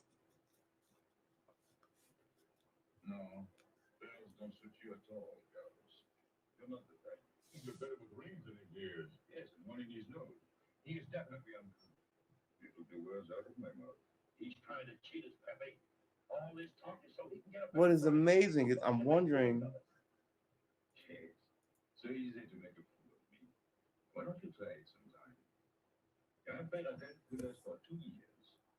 I'm assuming you can hear the audio. I'm just assuming that. But we're gonna knock these out super quick. Oh, hey, it's Alan Hale, the captain from Gilligan's Island. Here's the thing about Alan Hale. There's Alan Hale Jr., who's I think the captain of Gilligan's Island, but his father is Alan Hale Sr., who's an actor in the 20s and 30s, right? And they look exactly alike. Alan Hale is in I want to say Treasure Island. He's Alan Hale, right? He's not. This is 1930, so he wouldn't be the skipper in Gilligan's Island in like the 60s. All right. When you left, you took the store with you. Yeah, it became heavy. You know, I dream about sitting down in Paris sometime. I'd make a collection of things like this, not just for myself. And this is where people get their accents, because that's his French accent. You know, like he could make it's horrible. And you realize you do cliches because cliches. You do not cliches. You do accents because they're cliche because you see them on TV all the time. Stuck in a glass case. What? Say that again. Say that again. Stuck in a glass case, like an Egyptian mummy. Okay. You can tell that guy used to be a boxer. You can see, look at his nose. Mind you, there's going to be a ton of wolf. There's going to be a ton. There's going to be a ton of inappropriate stuff because it's 1930s. So don't get a little too like in your mouth. Oh, look at this little girl. How old is she now? This is I mean, you're immortalized forever. You know what I mean? It is a thing. What's the rap song? I think very deeply. Grew up with rap music, can't even play you any. Here it is.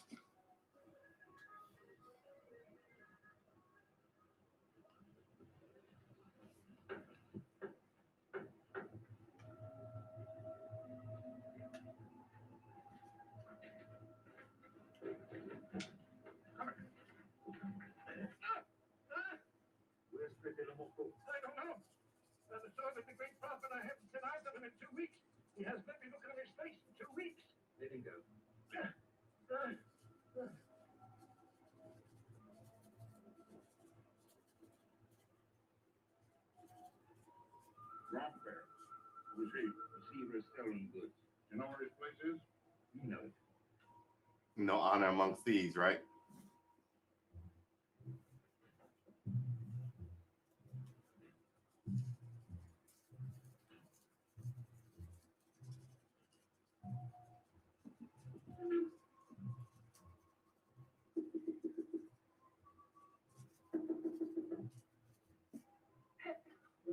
Here's another thing about all these old movies. The music always played, always played. It's always quiet in the background. A flute, a piano, or you know. Were you expecting him? Always. But especially tonight. Pepe said they sent someone all the way from Paris. Then he knew. Cause Pepe knows everything. Yeah. Where are you in? Tell him I've never seen so many. He'll laugh. That's expected. Look at my neck. Pepe. See, I think But all the time I thought only a Pepe. Kill me, I thought so long as Pepe. I think this was super popular, right? So the name Pepe might have showed up in another Warner Brothers cartoon, right? Who they just recently retired. But I always wondered why they name him Pepe.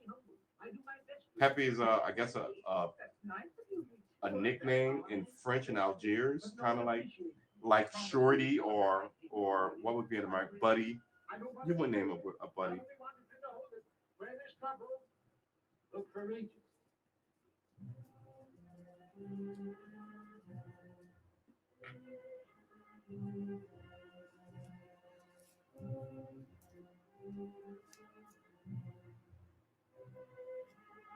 Come on, man.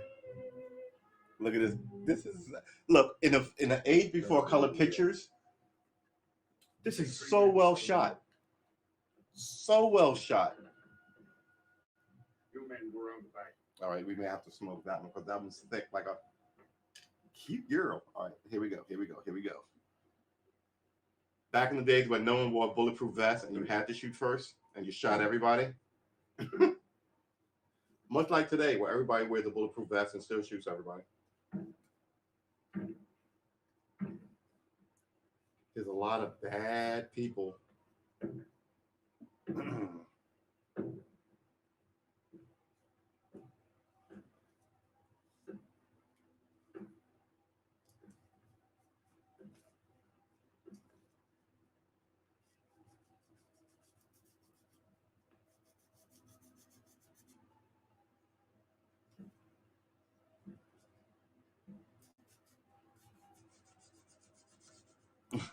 So bad.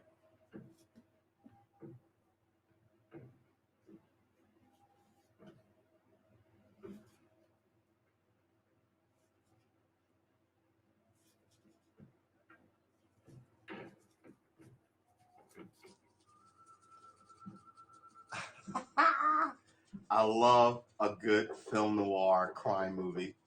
They're so, they're so good. The best of which is Casablanca, easily. The second of which is the Maltese Falcon. They surrounded the house. They know you're here. That's funny. But they know I was here. Oh, one can't meditate in peace anymore. Always rush and bustle. And they did. They liked it. You got your time? When will you know to be on it? See? Don't take so many chances. That's foolish. I don't want a bullet to come between us. The way that one of most did. I don't want a bullet to come between us. All the flippant, like cool lines the hero give are still like a big thing in like a modern filmmaking. These quips to show that, you know, I've got no fear. You know, watch me laugh at this. Break it down.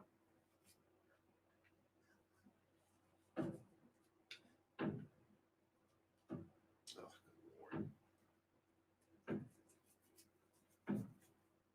Every few weeks I have to get new doors.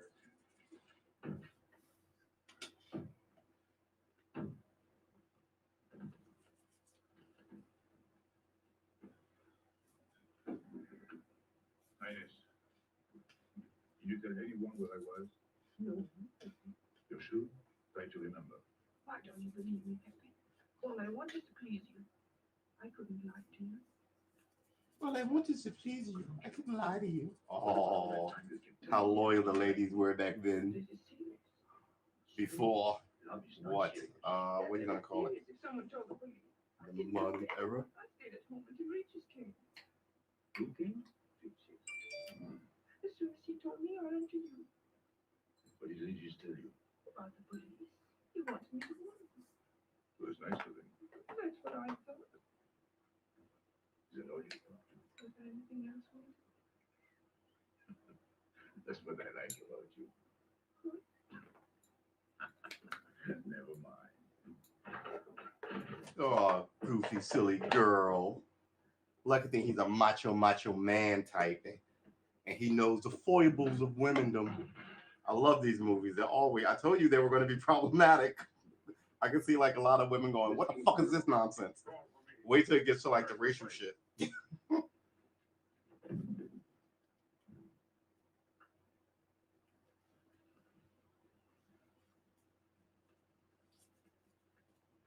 out your hand. Oh God, so lucky. You give it to me, Pepe. No, it's for some fat old woman. Let me have it, Pepe. Sometime I'll get Before that, then you must give your fingers first. Look at how handsome and good looking the bad guys are. You sort of want to pull for the bad guys sometimes, so they had to write this in the MPAA rules that the cops are always going to be the winner and the bad guys don't win because they didn't want to influence society back in those days. And then they repealed it somewhere around the 70s, so then the cops could be the bad guys and the bad guy could be the good guys. But up the motion picture industry's first thing was essentially censorship. They ended Mae West, right? How dare you have men to come up and see you sometime? What are they coming up to for? Oh my God, I cannot believe it. We're Americans and we're fine and moral and decent and Christian and racist.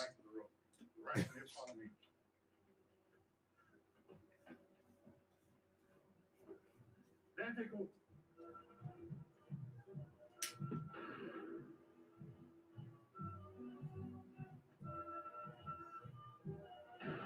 I also love how old everybody is running on rooftops with their revolvers. This scene shot today would be totally different. All right. Man, we can't finish watch. I would love to watch the rest of this with you guys, but we have to get guitar going. No one ever loses their hat. Uh-oh. Put that here.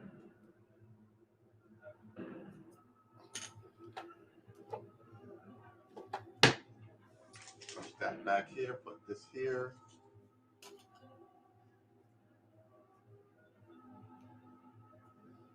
The beautiful Hedy Lamarr. She created Wi-Fi, essentially.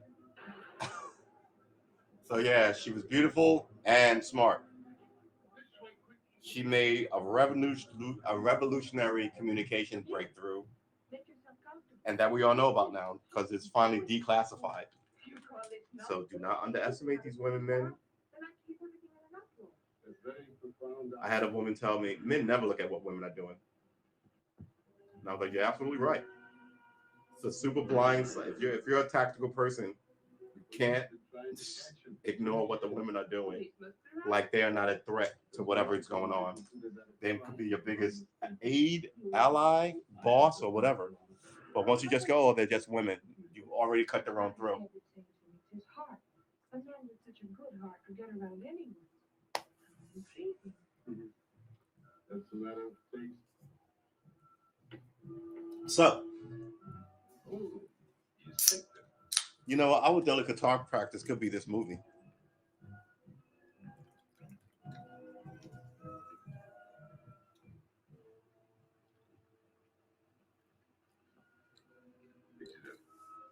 Permit me to hope that it's nothing serious. Thanks. See by it. The good-looking bad guy.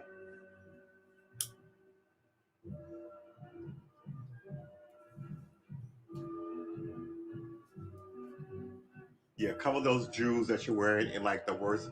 The equivalent of this is like going to like a swank, not a swanky, but like some ghetto hood like party with your fucking family diamonds on because you're gonna talk your way out of it.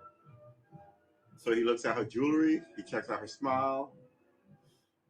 Why aren't you? You don't know which one he wants first, though, right? Such a silly That's the thing. coolness of the I character. prefer to use my brains. Well, your files did a little better than usual tonight. At least they found me. That's pretty good for them. Shall we say a step in the right direction? Excuse us, madam, if we talk shop. Yeah. Please. Oh.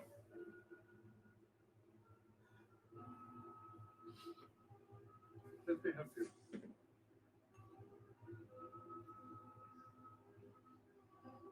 So, they surrounded the house. Yes. They thought I was a grand-père. The idea that men feed men, put food in men's mouth is very weird to me. Sometimes I feel sorry for them. It's all very just. By this technique, you know. I've tried to point that out to them. Back in Hollywood these days, all these guys were like 6'1", 6'2". Those were the short ones. John Wayne was 6'4". Randolph Scott was like 6'3". What will you do? Not Tony Curtis. Who's the guy? Archibald Leach. Kurt. I forgot his name. He was like 6'2". You're important now because you're free. Once you're behind bars, people forget all about you. He's funny, my fancy man. He looks normal, doesn't he? But he has delusions of grandeur. He thinks he can arrest me. That's exactly what I'm going to do. Sure. How you make me laugh. Yeah, You this know what is I like about this you, is you just know? the worst shit. All right, we're gonna give this another 5 minutes. It's a perfect space for your job. No, you know we're gonna give this another 10 minutes because where are we in the story so far? Don't mention it. Okay, freeze. We're at the 23-minute marker in this screenplay. So what do we know? This is going to be an extension of our how to write a script screenplay for some of you people who might be not picking up music but writing scripts and screenplays. We are at the 23-minute mark, 33rd. Let's let it ride to. You excuse me. I'm afraid I have to go. To the 25-minute mark. Business. Another minute.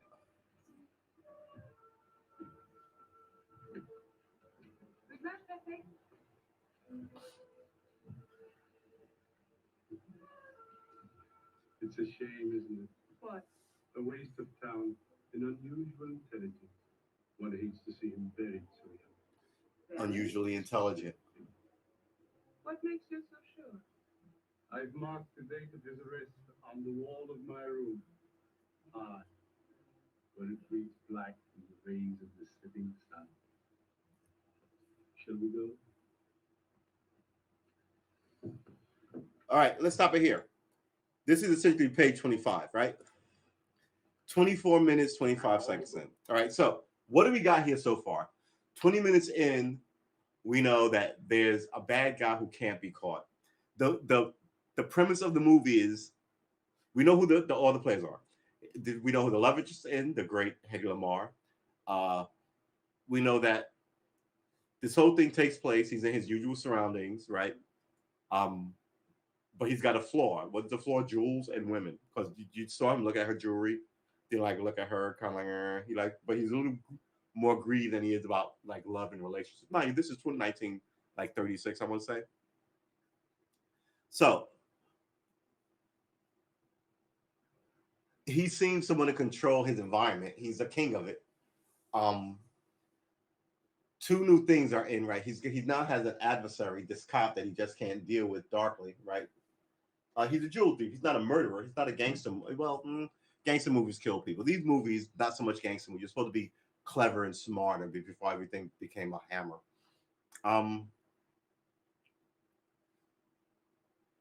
So, all these people want him. Where they are, Algiers, 1930s Algiers. In Algiers, he's in this tight little community where he's got all this support. you have to go into that community to get him out, right? You do that with like the bad guy who challenges him. It's a duel, right? I'm an honorable man. I'm coming to get you. Uh, and the other guy. So it's supposed to be about intellect, quite frankly. And who's undone by what? So are you undone by the jewelry, or are you undone by the cute girl? Now the story takes place because he has to arrest him. He's on his wall. He's got the date of his arrest on his wall. He has to get him by that arrest date. You know it. That arrest date will come back at the end of the movie, right? I think Chekhov called it Chekhov's gun. So if we're shooting the movie and I go, oh man, she didn't call me with the news. I hope she calls me. And then we go about the movie. You're still thinking he's supposed to get a call from somebody. So at the end of the movie, I'm like, oh my God, all hopes are down. Then the phone rings. You go, oh, that's that call. And she's calling him with whatever he requested. If that never happens, you're like, so what was the fuck was that call about in the early in the movie? It went nowhere. People don't like that. Yeah. If I sit here and tell you, oh, man, I run faster in high heels, than I do in sneakers, right?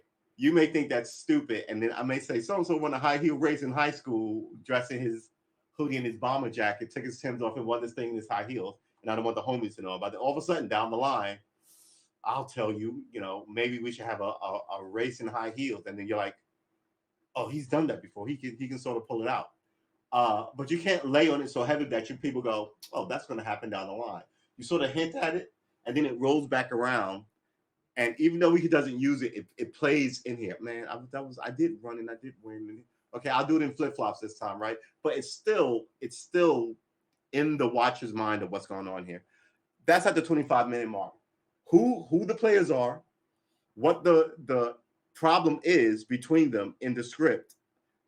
Let's rephrase that. Who the players are, everybody. What the protagonist wants, what the antagonist wants. But now you sort of side with the bad guy. So he's officially the antagonist, but he might be the protagonist, right? And the smug cop who says, I'm going to arrest you by this date on not my birthday, on my wall, his arrest date. He's the good guy you're supposed to be for. He's supposed to be your protagonist, but you're like, that guy, right? He's the right? So it's sort of like Butch Cassidy and the Sundance Kid with Robert Redford and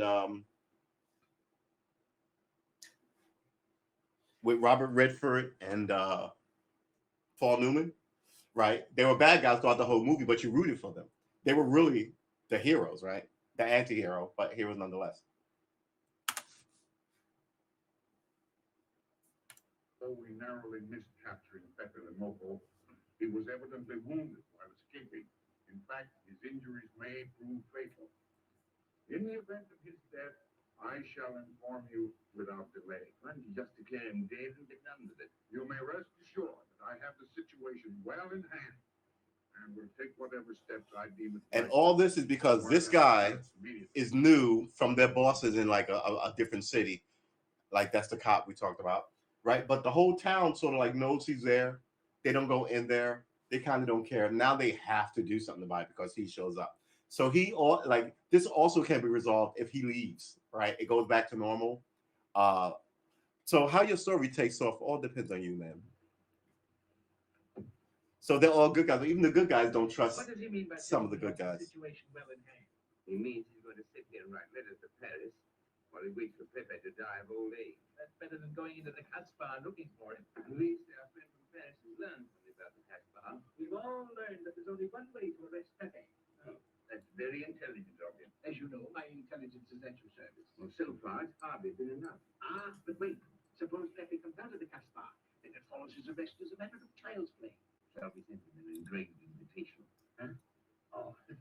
He's another very famous actor. Fall into the trap, but some of his friends are not so clever. Get to the point. Now, suppose Piero comes down into town. Pepe will be worried by his absence, and he'll come down into the town to find him. You overlook just one little point. How do you get Piero to come down? Ah, that's my plan. A magnificent plan. I have here a letter. I got it from Piero, but he doesn't know that. The letter's from his mother. A letter of exquisite tenderness. From France. Can't see much value in that. He's a bad boy, but a good son. So it isn't the good son. He's a bad boy, but a good son. Then we keep the arrest a secret, and Pepe will come down to the Casbah to look for Piero. clean for him. Agreed. And as to the prize, you know the reward that goes here. Oh, a little bonus besides, in view of the circumstances. Agreed. The guy with the fez on is an informant. Uh, he's a police magistrate. He doesn't want to really arrest Pepe, right? He let the live and let live. Pepe stays where he's supposed to be. But Pepe's a jewel thief and he's embarrassed people in Paris, so that's why they're coming to get him. There's also the other cop that we said might be the bad guy, but he just might be swarmy. I'm an informer, not a hypocrite. What are you laughing at? It amuses me to see you sell your friends at bargain prices. You have a flair for business, Regis. He says that because he's jealous. It doesn't upset me. I ignore him.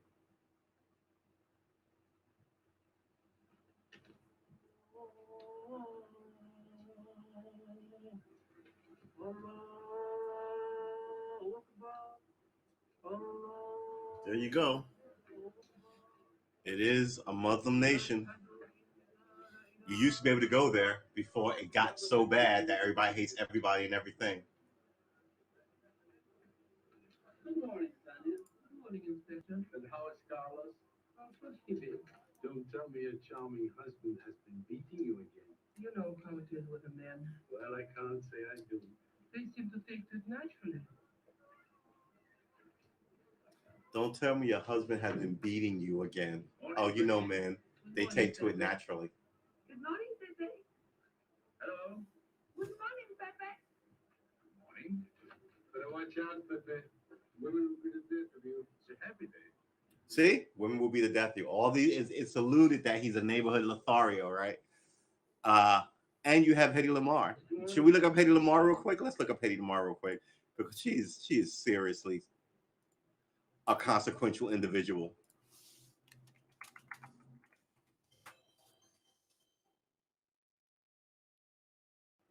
Well, that was only on for 10 minutes. Why did that?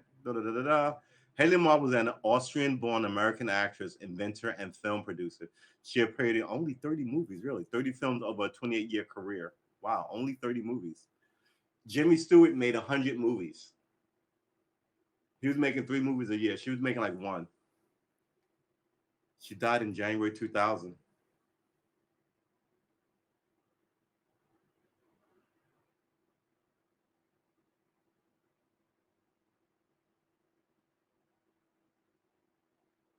She had 5 kids. She was married once for 2 years. Do I have this right? These are her husbands. Oh, that's a lot of people. Good Lord. Let's go in her wiki. Hedy, oh, I was wondering about this. First of all, look at her picture. She is a fucking straight stunner. Look at those eyes. German beauty. Look at all the caked makeup on the picture. Like when I was a kid, these eyelashes were like stuck on. But this generation of women made like eyelashes a thing with that mascara pencil. Yeah, everybody's covered in diamonds. Look at this diamond brooch. It was what it was. It was what it was back. Okay, it was what it was back then. Hedy Lamarr Hedwig Ava Marie Kessler was an Austrian-born American actress, inventor, and film producer. She appeared in 30 films over a 28 career in Europe and United States. She left Europe when Hitler came to power, and she went to Britain. Then she came to America, if I remember right, and co-invented an early version of frequency hopping. I mean, come on. Co-invented an early version of frequency hopping spread spectrum communication, originally intended for torpedo guidance. Lamarr was born in Vienna, Austria, and acted in a number of Austrian, German, Czech films in her brief early film career, including the controversial Ecstasy, which is a lot of nudity, baby. It's pretty nice. In 1937, she fled from her husband, a wealthy Austrian ammunition manufacturer working with Hitler, slowly moving to Paris and then on to London. Yeah. There she met Louis B. Mayer, head of Metropolitan, and who offered her a movie content as the world's most beautiful woman. She began promoting herself as that. She knew how to work people, right? I forgot who said it, but yeah, she married well. apparently, a bunch of rich guys because she was young and beautiful. That's the way that works. Um, all these women go, "How dare you think I'm in it for the money?" Shut up. It's a long prized tradition. Even men showing up with a dowry to get you is a thing, right? So to act like "How dare you" is just it's a little too pearl clutchy for me. She became star of the performance on Years, yeah. Clark Gable in Boomtown, Comrade X, James Stewart and Come Live With Me and Ziegfeld Girls. Yeah, she worked with some famous people, but those movies weren't really great. Dismayed by being typecast, Lamarco found a new production studio and sought The Strange Woman, Dishonored Lady. Probably her best known role was Delilah in Cecil B. DeMille's Samson in 1949. Female animal, so she did a lot of sort of mediocre like Hollywood work, but she was around forever. She was definitely, she was like, who's a famous person now who does bullshit acting, but who's always seemed to be working? Who?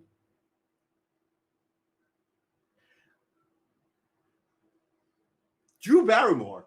Drew Barrymore is sort of like this, right? But Drew Barrymore is Hollywood royalty. She's the last of a great line of actors, even though she's not in. She's not.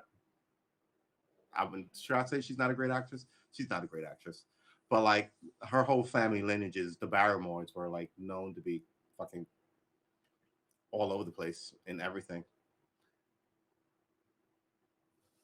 Hmm. Okay, after the beginning of World War II, Lamar composed and composer George Antheil music composers, right? Math, right? Developed a radio guidance system using frequency hopping and spread spectrum technology for Allied torpedoes, intended to defeat the threat of jamming by the Axis powers. She also helped improve aircraft aerodynamics for Howard Hughes while they dated during the war. So the question becomes, what the fuck was she doing early in her early life? Lamar was born Hedwig Eva Marie Kessler in 1914 in Vienna.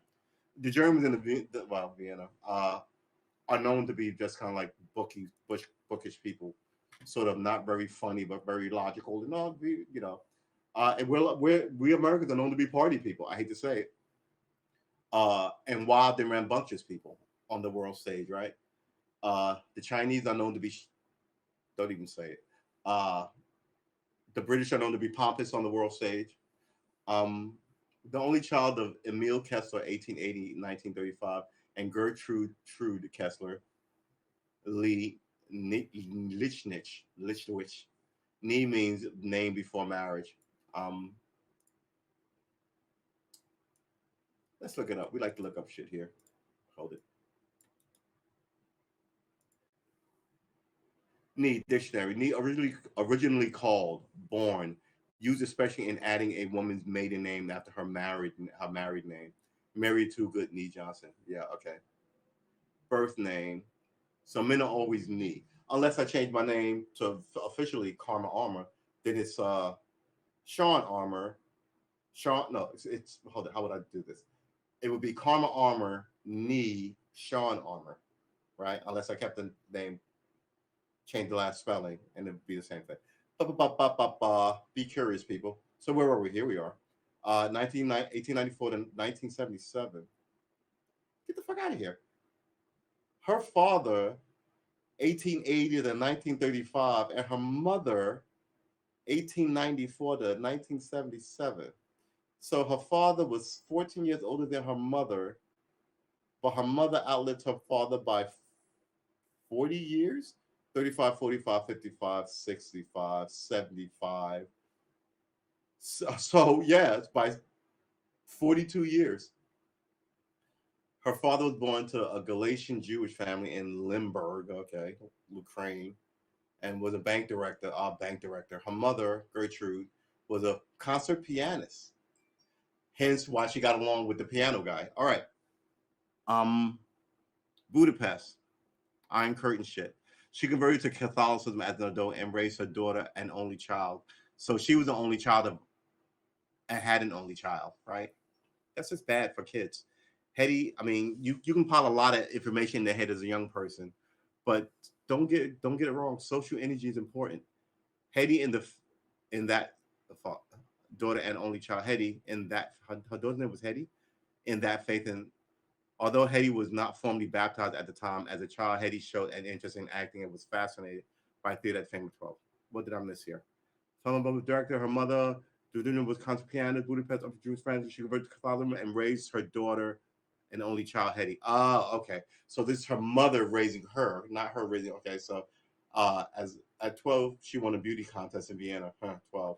Church began to associate. That's why she thought she was so beautiful because it was her first accomplishment. Church began to associate inventions with her father, who would take her out on walks, explaining how various technologies in society function. See, they made her a dangerous girl. That's how you raise your daughters, people. Uh, young Hetty attended a private school where she received piano, ballet, language, and natural science lessons after the Auschwitz. Auschwitz, also known as the Anschluss Österreich, was the annexation of Austria into Nazi Germany on March 12th. Yeah, she fled the Nazis. She helped get her mother, Gertrude, out of Austria into the United States. Gertrude Kessler later became an American citizen. Despite her conversion, Gertrude Kessler put Hebrew as her race on the petition for naturalization, a term that had been frequently used in Europe. One of Hetty's paternal aunts, Fremet Pines, Nee Kessler, died at Thurdenstadt, a hybrid concentration camp ghetto during the Holocaust. The fate of other relatives is unknown. Yeah, so only two got out, her and her mother. How you gonna fucking say that the Holocaust didn't happen? I mean, what's wrong with people, right? Those are the same people who say that slavery wasn't that bad. What is wrong with people? What is wrong with people? I mean, have you no empathy? Do you not see the horrors of this shit? Why are you waiting for it to be revisited on you? Here we go. Yeah, she was a stunner. Look at that eyebrows. You have to clip all that out and then draw a giant pencil line. Yeah, it was ecstasy. In 1933, at age 18, Hetty Kessler, still working under her maiden name, was given the lead in Gustav Mahler's Ecstasy, which I highly recommend you go watch. Um, uh, we don't need to watch any more of it. Let's get back to this. Are we going to do more of this? Or are we going to play guitar? What are we doing? No one's in the chat. I'm listening. Anybody? Hold it. Wait, we're going to pause this. We're going to give this one hot minute to see if anybody has any objections to continuing our I love film noir, man. I do. I love to read that shit. Dashiell Hammett. I love to watch it. I think Humphrey Bogart is just the best at it. Uh, but I like William Powell and Myrna Loy in The Thin Mans. They were also great at it. Uh, I love cowboy movies. I love a tight moving story. And as I get older, I'm liking less and less of stories about straight murder and mayhem. Uh, yeah. So let's. Oh man, we got 20 seconds. Let's not. Whew.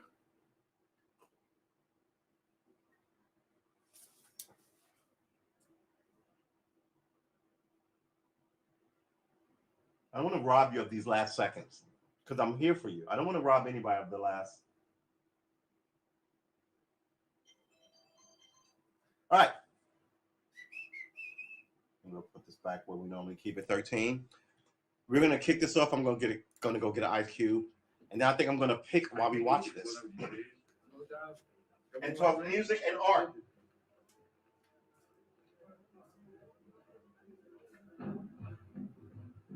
Good morning, Pepe. Good morning, Pepe. Morning. You get home safely last night? Why not? Good morning, Pepe. Morning. Nothing unpleasant? Yes, we had one rather unpleasant experience. Yeah? All right. She didn't think so. What makes you so sure? What did she say? Well, when they talk about nothing, I hardly listen. Was there anything special about her? Yes. Well, When they talk about nothing, I hardly listen. cuts I can appreciate. Platinum and diamonds. And she didn't buy that perfume in Algiers. So all you noticed were the jewels and perfume. Was there anything else? What about the eyes? What? They all have eyes. Look, no one but rappers walk around covered in gold, and those people are idiots, and they saw it on movies, which is how you know they're idiots. Who walks around covered in $100,000? She asked quite a few questions about you. Yeah? What did you tell her? What could I tell her? Why? You think she might be afraid of my past? No, but she might be a little appalled at your future. I told her you might get off for 20 years with a good lawyer. Oh, you wouldn't want me to get 20 years. You're too fond of me. What's her name? So, you're thinking about it. How could I be thinking about her when I don't know her name? Huh? Good morning, Daddy. Hello, Isha. You at home? Going to Chinese? Let's go to Shani. And her English is so good you'd never know it wasn't her native language. Oh, I have a letter from Piero. Give it to me. Oh, no. I can't. I swore by the bones of my ancestors to give it only to Piero. Who's the letter from? Oh, woman. What kind of a woman? I didn't know. Will you tell the woman I took it away from you? So where are we in this story? Okay, shit should begin happening here right about now. This vulgar game It should begin to wrap up right about here. Involved in playing. It's vulgar, but it's fast. I don't know why I waste my time in such common pursuits with such mediocre companions. My youth, I intended to become a statesman or a philosopher. But a man's destiny is written in the stars. A man's destiny.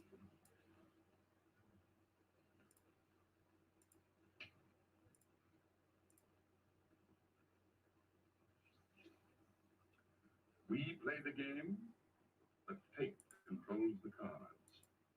Who? Fate. If fate goes on controlling the cards, he might find a knife between his ribs.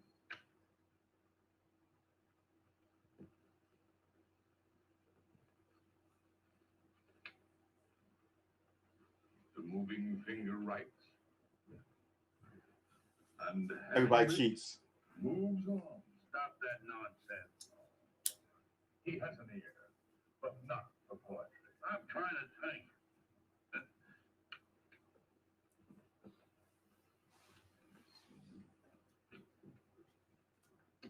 I would have played the ace. Are we going to cut the light on in here?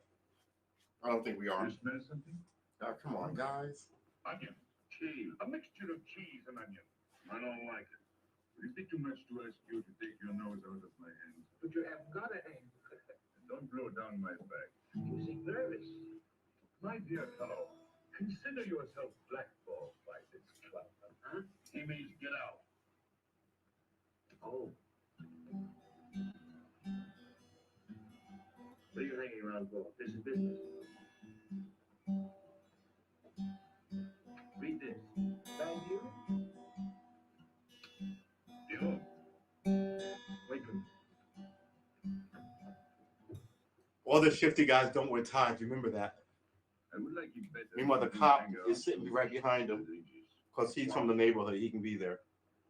Did you ever see a clock that pointed to 2 and struck 4?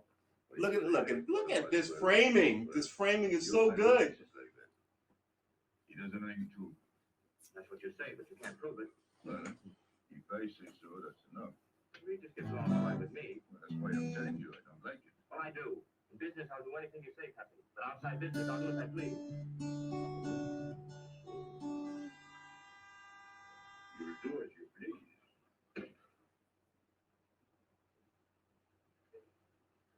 It's a good thing I like you. Knock it out.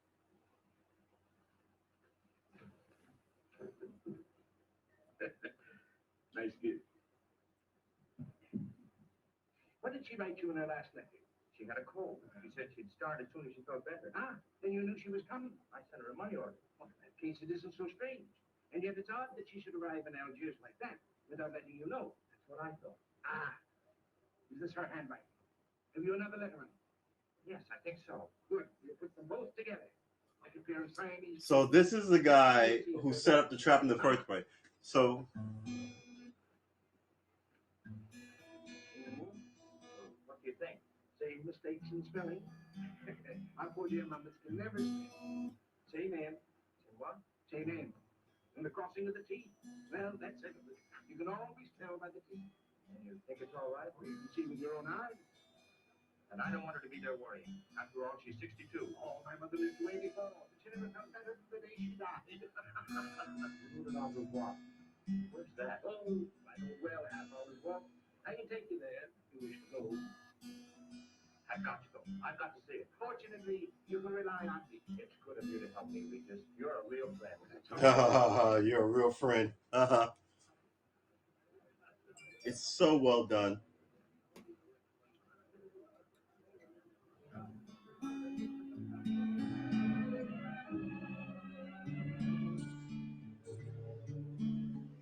So it's A. Andre just told me they're waiting on the carriage. Baptized for 5 minutes. Do you hear that? We should cut on the light. I mean, we're sort of watching a movie, but it should be dim, but you should be able to see me.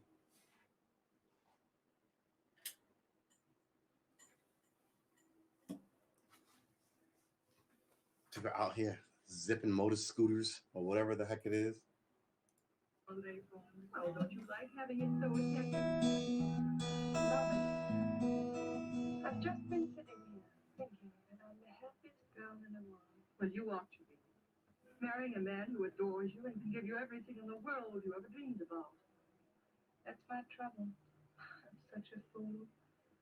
I go dreaming about the right things. Well, that's a terrible mistake. Marie, remember the time? Yeah, she's such a cutie, but at the same time, And don't you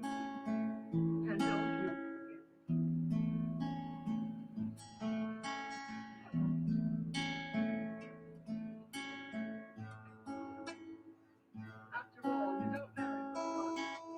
I did. you don't marry for spite. No, I think that. You've already been. I considered the gift presenting myself. As you see, I couldn't wait to take advantage of your invitation last night. I'm glad. Yes, we're all glad. Inspector, will you tell my fiancé where I was last night during the shooting? But with me, You see? And who did with me? Pepe Le Moco? nice friends you have. In business, one can't choose. You don't mean Pepe Le Moco, the famous criminal? The one they're all talking about? Like to hear you say that. Just a common lawbreaker. Have you seen him? This morning? Did he say anything about me? Well, in a way. I thought her accent was better than this, but apparently The not. connoisseur can admire pearls without neglecting wear. Oh, he means if he stole your pearls, he'd steal you with them. Does that frighten you, Gabby? Oh, it sounds marvelous to me. I'd like to meet him. It can easily be arranged. If you wish to visit the castle, my dear, with a suitable guide. How's that, Andre? An adventure? Well, He's that's what wearing I that said. fez. Once is enough for me. I don't like natives. And will you go with Maxine? You'll protect us, won't you, Maxine? I would my best among natives. I mean, in this region now, you go there, you get your head cut off. Good night, Inspector. They managed to clear all of their land, if you want to call it that, of the European. What are you doing?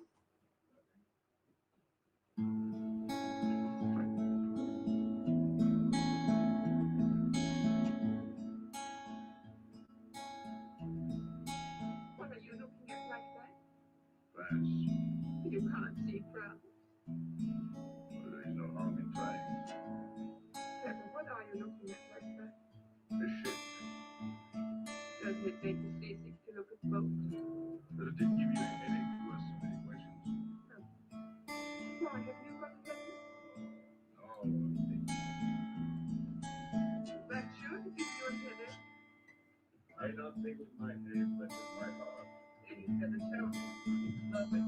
There's nothing you better tell me. Oh, I get mad if you go on like this. I want you to look at shout at me first, but don't treat me as if I'm not here. I give you a deal. No, you don't.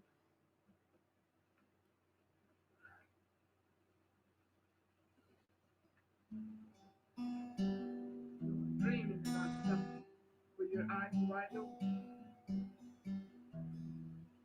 I wish you'd dream about me. Good. You always stay in the Casbah. For you, there is nothing outside. The Casbah's big enough. But for me, Hmm. it's like being in a grave. So let's stop right here. Where are we? We're closing up on the halfway mark. New information. The hero who runs the Casbah hates the Casbah. He doesn't want to be there. He wants to be in Paris, right? Like, it's me and I run Haiti and I'm the boss and nobody can fuck with me. But what I really want is have a hot dog in a Coney Island and go on, you know what I mean? And it's that. How do I get back there? If I set foot in America, they will hang me from the high tree, 40 years in jail, whatever. And that's it. So how does he get out of this problem? You have a new development. You got people who want to put you in jail so you can't leave the Casbah. The Casbah, which they think you rule, is actually your prison. And you would like to escape the Casbah as well as escape the state that you have. It's good shit, man. So how does he get out of it? How does that woman figure into it? Is she a cop too? Oh, so good, so good. This woman, I'll do anything for you, is never the woman anybody wants in movies. Won't you take me? She's a looker too, but look at those cheekbones. She's obviously some model type person, right? This is a thing. Every day, 500 women show up in Hollywood since they founded the place who think they're the prettiest girl in their high school, their college, their high school plays, and they all sort of like try to be the #1 Hollywood movie actress in the world. Some people are going to sleep with people. It's just an easier route. Sex as currency has always been with the human animal. So, yeah. You tell me these wild stories about Hollywood, I can just go, well, I'm not in that tax bracket. But yeah, it makes sense to me knowing what I know about the world. But if you tell me that never happened, it's only hard work that gets you there, I roll my eyes at that. I wish I could. Paris is a long way up. I don't care. It's different there. Couldn't you be happy with me in Paris?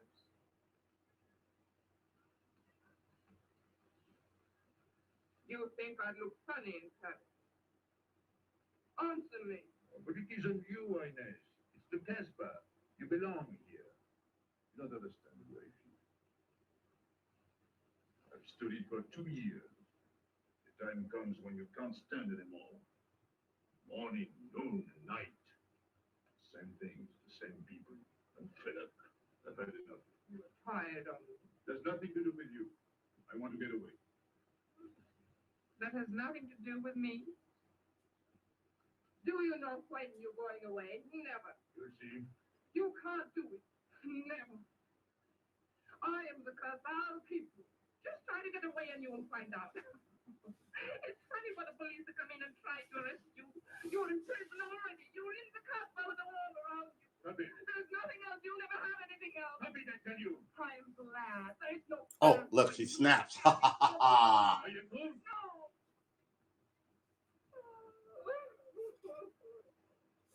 Women folk. Oh, they're so tender. I told you you'd be angry. I was watching some John Wayne shit yesterday, cowboy stuff, and I was just kind of like, man, can't cancel everything, can you?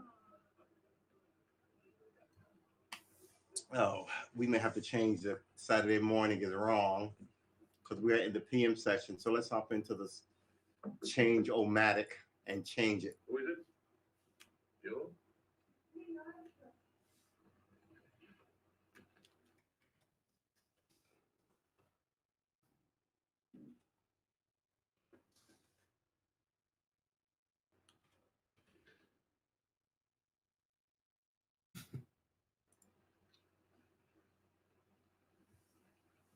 Oh, Pepe, I don't know what to do.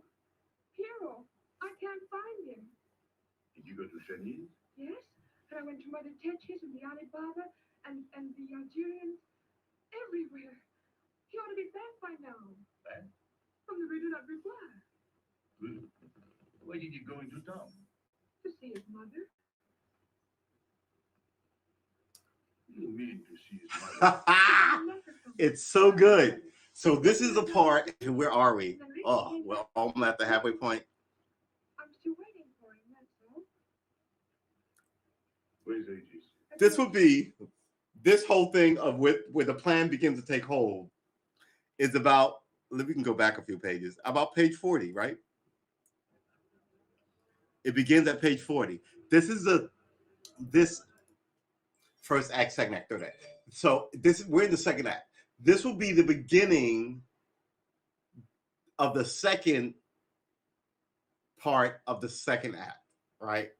The second act, the first part has who the characters are. That's the beginning. But the second act, as the story takes place, the story has sort of, even though you know who the characters are and what's at stake in the first chunk of that, when the story gets started in the second act, and that second act has a beginning, a middle, and an ending of the second act, right? And then the wrap up takes place, which is the last 20 pages of a story. But so now you're 5 minutes in. They set up this. You're 40 minutes into the movie, but you're 5 minutes. Are you 5 minutes in? Of all the stuff you knew, because they picked up the guy like 10 minutes ago. So he's finding out about it now. So I would say that you're 10 minutes into the second act, where he's like, wait, where's my homie? Wait, why did he go into town? Why would he go into town? Because everybody knows you're not supposed to go into town. Now the plot, the trap is sprung. This is when all this shit begins to happen. So I'm here on to I want to say about here, the wrap up of the first chapter, the wrap up of the second act begins to shut down, and then the story goes, the end of the story goes, and in the end, just like the beginning has who the characters are, what they want, what their motivations are.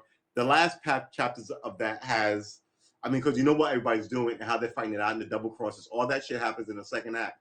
The third act reveals who wins, how they won, which is a climax, and if it's satisfying or not, right? All the bad people should get their comeuppance. The hero should win. The guy should get the girl. The climax is on a bridge or in a horse chase race or a shootout or whatever, destroying the Death Star. Right? All that shit is in the last act of it. So he's just finding out that his boy fell for this trap that this guy set up.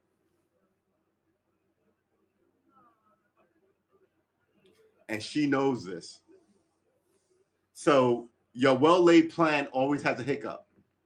He thought he was, because mind, he said, oh, my great intellect in the beginning, but he didn't count on that somebody overheard him.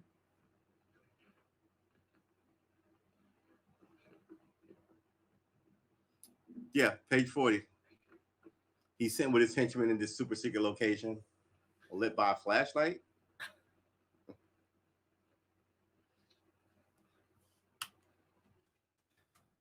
Pepe, I don't know what to do. You can go back 10 seconds, but you can't go forward 10 seconds? At least you can go forward. I hate the ones who won't let you. But the Tetris and the Alibaba and the Algerian. Whoever cast this movie had a thing for dark-haired women with light blue eyes, super light blue eyes, because she's the third girl in the movie who has this feature.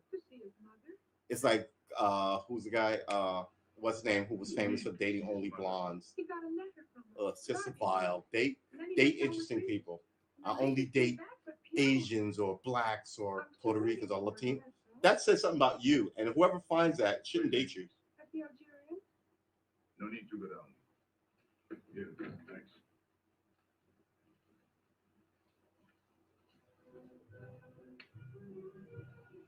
Light exotic music. See you later.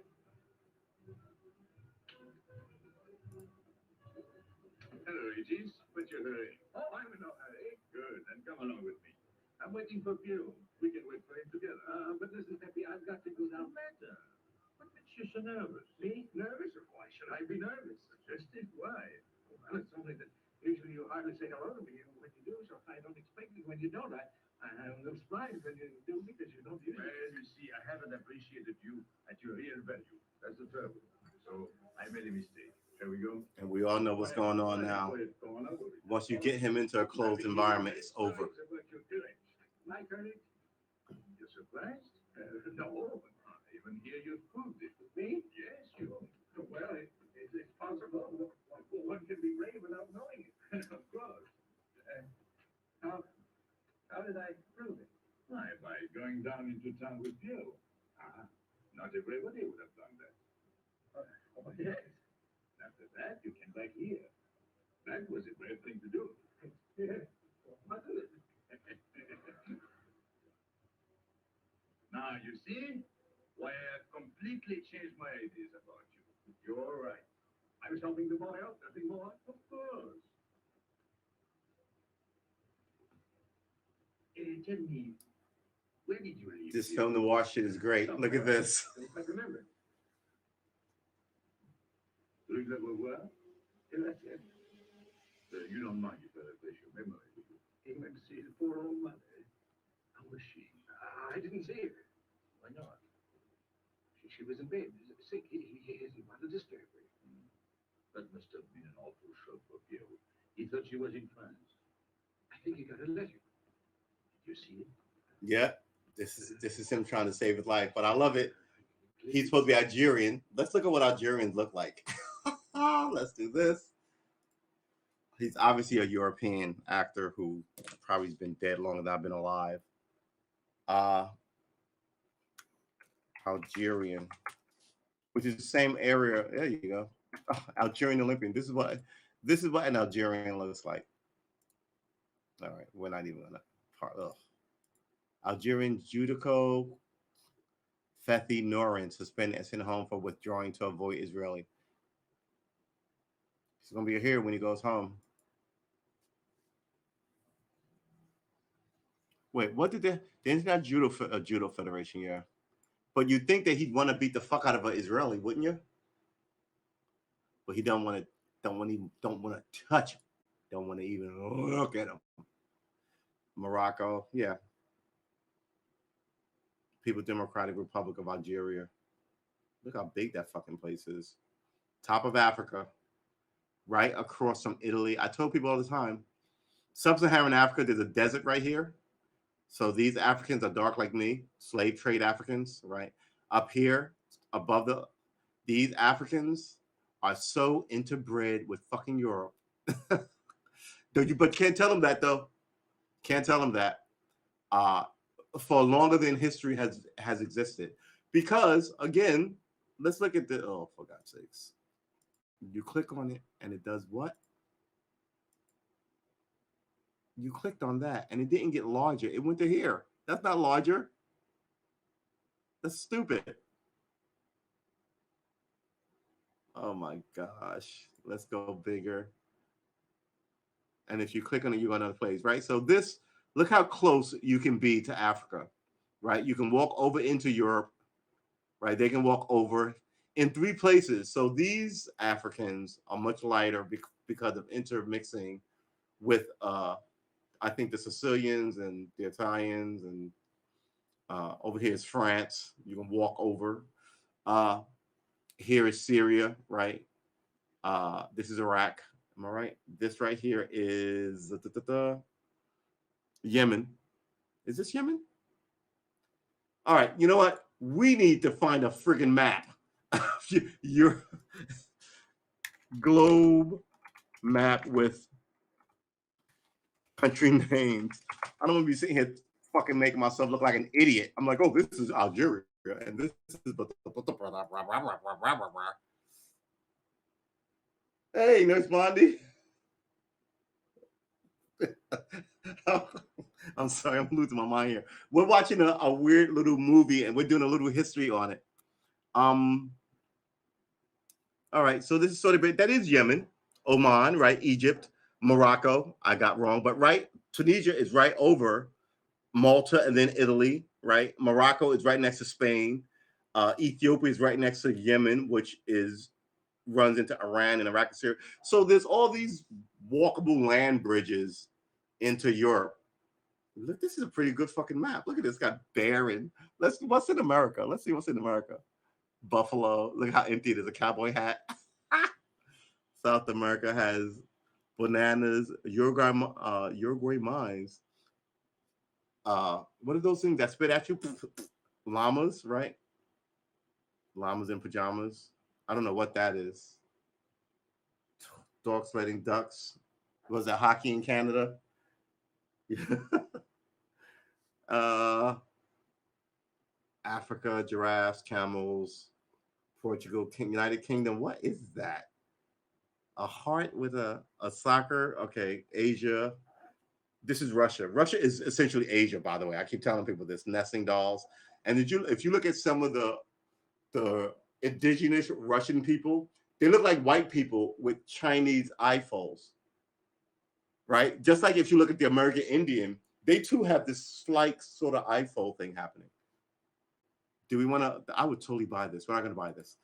Let's look up native Russians. Native Russian. We're on the side jaunt right here. We're going to get back to the movie. Let's just look up images. We just want faces. Yeah. See, look at this. Look at their eyes. Look at their eyes. Right. It's very interesting. I mean, they're just lighter by a lot. Look at these are Native Americans. Look up Native. Where is it? Maybe we should check somebody else. All right.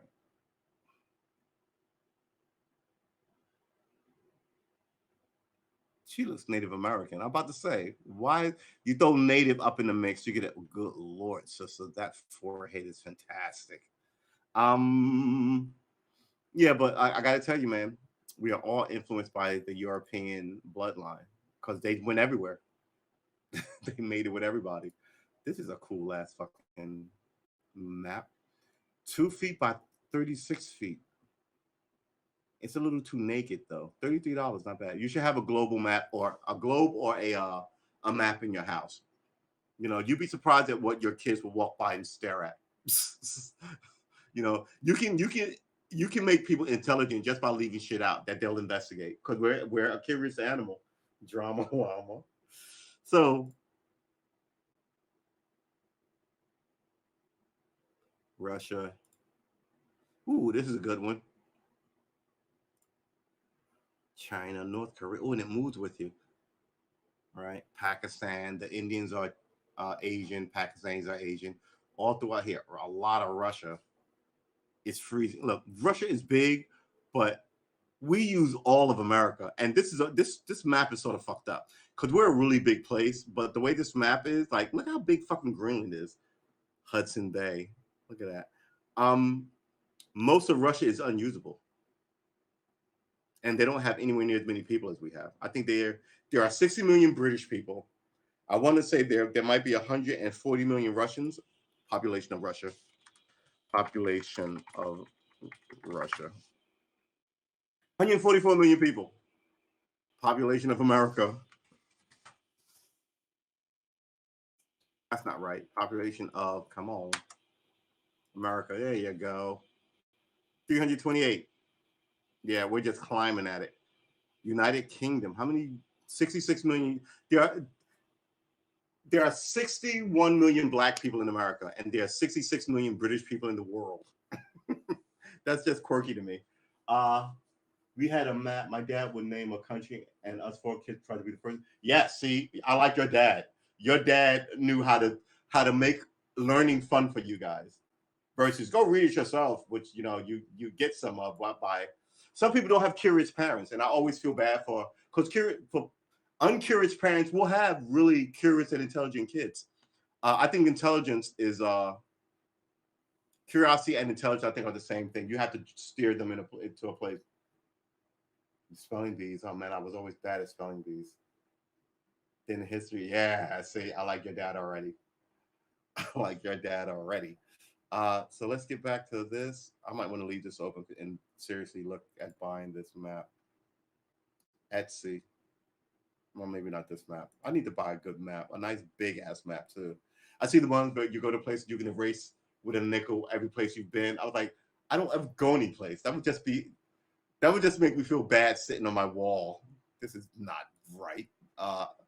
Let's get back to these guys because I think he's about to kill this guy, but kill him in the 1930s way, which means the camera will shift to a wall and then there'll be some shadow tussling and then something will happen because you couldn't outright show the murder of people. He wanted to stay with her. That's natural. It's very natural. Exactly. Good. Oh, here come the henchman. It don't look good for you. Here's the thing. No chairs. Everybody still looks like 1930s hoods, but there are just no chairs because it's supposed to be Algeria. Ages did a fine thing today. He went down into town with Piero. Aye. And now you're waiting for poor Piero. Why poor Piero? Because he went down with Regis. What of it? Maybe I should say, and now you're waiting for Piero with poor Regis.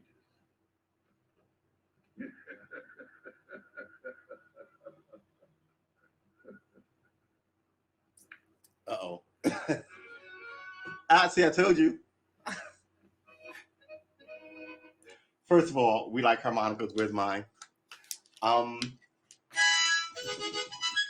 So every time I'm gonna start carrying this around, and I'm gonna learn one of those death dirges. And whenever someone in my family goes, "You are in trouble," I'm just gonna whip it out and be like,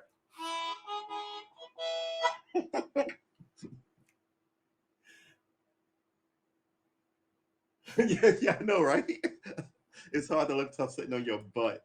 We may make this a standard thing. This is so good. I love film noir. I love it.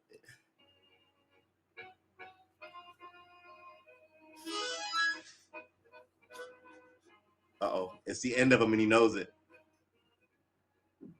Oh, he's sweating. So again, this guy is Gilligan's Island, the chief's father, the captain's father, and they look exactly alike. So from the time Gilligan Island started in like 1965, he had been an actor. He's in Treasure Island, Robin Hood. He's Alan Hale Sr., right? He was Alan Hale, then he had a son. And then 1960s, that son became an actor, Alan Hale Jr., but they look exactly alike. And, you know, sometimes you'll see actors and you go, oh, I see the family resemblance. They look exactly alike. Just relax. Take it easy. Musical help. Understand how anxious you are about you. Take it. So he's going to move his hand. We're going to see it. See him? Oh, see it? He looks exactly like him, right? Alan Hale. I love it. Don't take a bite out of it. I don't know what's the matter with me. You did it. Now you feel much better. Let me go. Let me go. With a fever like that, you mustn't think of exerting yourself. Cigarette? Don't make such a fuss. Go on and smoke. It'll settle your nerves. Say, Peppy, his hair is getting a little long here on his neck. Don't you think we ought to cut it for him? You were fond of Piero, weren't you? Oh, I was. I am fond of him. Well, then, you don't want to leave before he gets back. You want to know why he's been detained, don't you? Yes. Oh, la, la, la, la. Oh, master, the fever. I'm worried about you. Here's the thing. Burning up. The last time, He'll sizzle before long. he even sounds like him. The last time, I mean, this is a good scene, but the last really good sort of like, you know, something bad was going to happen to somebody. Scene. Remember that scene with it was Tom, no, it was Sean, no, oh my God, Sean Penn. I think was a bad guy, and his daughter. They thought there were three of them, and they were kidnapped as boys, and two of them got away, and one disappeared for like 3 days, and he'll spill the beans. What is the name of that movie? It was shot in Boston, and the mobster thought that his childhood friend killed his daughter. But there's this scene where they're in the bar that the mobster owns, and the guy sits down, and then someone sits between them. Then he's jammed between these two guys, like he can't get out. And they have this sort of like, it's not a sinister conversation. It's sort of an average conversation, but the undertone is so sinister. But the guy essentially lets them, I don't want to ruin the movie, lets them kill him because oh, thank you.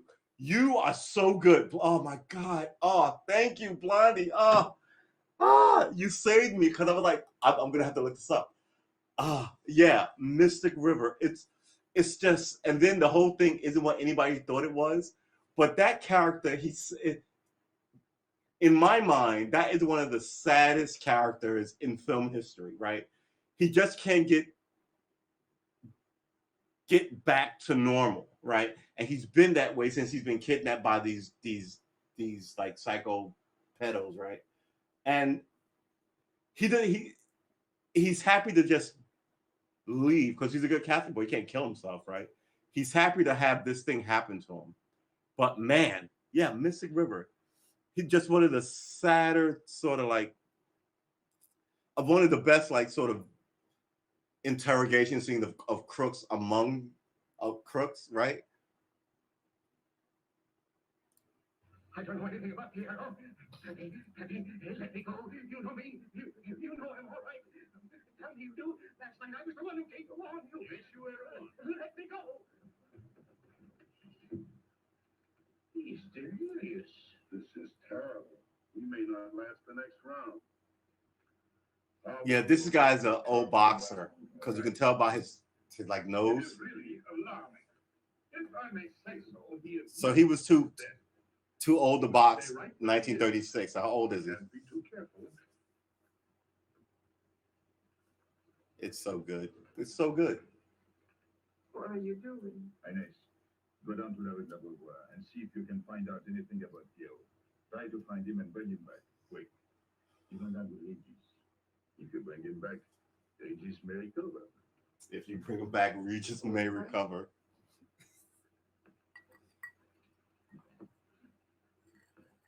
Got him, Regis.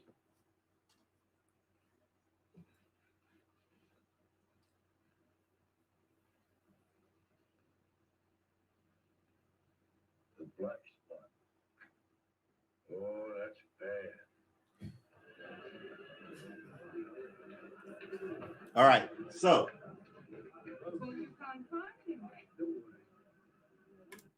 this is the halfway mark of the movie. What do we have so far in our screenplay, right?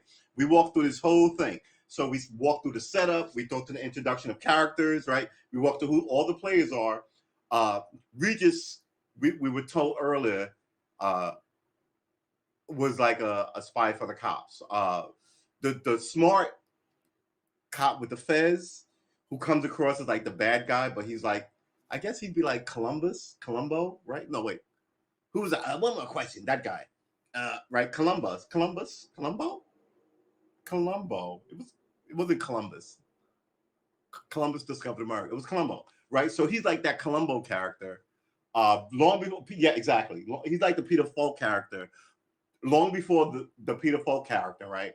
But so this is the raw form of that. He's just smart. He knows because he's from that area. He knows like the streets of Algeria, but he's not likable like the bad guy.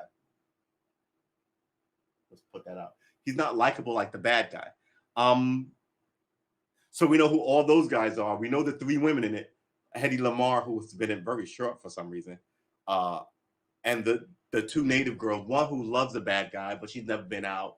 She's loyal to him, and the other girl who is the girlfriend of the guy who is now missing, who is the big balling bad guy, sort of like he's not his sidekick. He's a young guy in his gang that he looks out for. I think he's supposed to be 19. He looks about 30, but he's supposed to be about 19. These are all your players. The whole thing, your second act, midway through your second act should be halfway through, bam, your screenplay. So if your screenplay is 10 pages or 100 pages, and this is where he's at. He knows what happened in the first half, right? Now the second half of the movie. Now he's got to deal with there was stuff that happened in the beginning he didn't know that we didn't know. We didn't know that he wanted to get out of Algeria, even though he's the king of it. That showed up 10 minutes ago, right? Even as everybody wants to throw him in jail, they think he wants to stay there. That's what we knew. The underlying is, though, he doesn't want to stay there. He wants to get out. Then the second underlying was the trap that they sprung to get him out. He finds out, deals with this young man. So now everything he wants to do has to be put into place. Am I going to get out of here? Am I going to save this young person? How am I going to avoid the cops, right? That's your hero. I think that's why I think he's a hero versus the cop. Because the cop, he's not So the second half of the movie is dealing with all that, tying up all loose ends, and you can't do it all in one scene, right? Stuff happens, you get it halfway tied up, bleeds out into other scenes. You finally get a good nip tuck on it, and then you get the climax, which is a big whatever car chase, fist fight, escape, safe pick, like heist movie, whatever that is. The climax has to come, like I said, right around here, because right around here, in the beginning of that same place, is where you begin the first scenes of the second act, which tells you all the stuff we just heard. This is how the story takes place, right? So your whole story, it does start on page 1, but the first 30 pages sets up the story, which is the midsection of the fat of it. And then your last 30 pages shuts down your story. So your first act is 60 pages. Your next act is 6 pages. Your first act is 20 pages. Your next is 120 pages, right? 50 in the middle, 20. Okay, let's do 100 pages. So your first act is 25 pages. Your second act is 50 pages, the fat story. Your third act is 25 pages of a wrap up.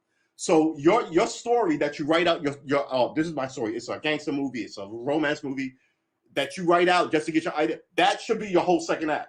And then you write how it begins and then how it ends.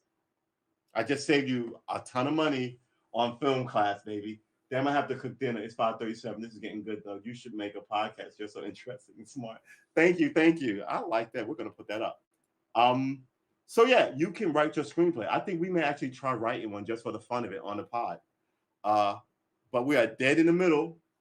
Let's see how this thing shuts down. Bam.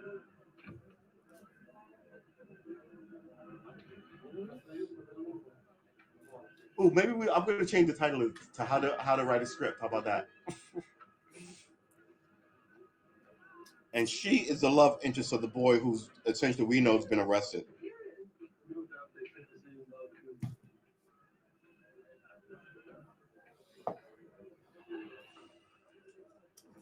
You know how well you had to light these places to get a black and white picture?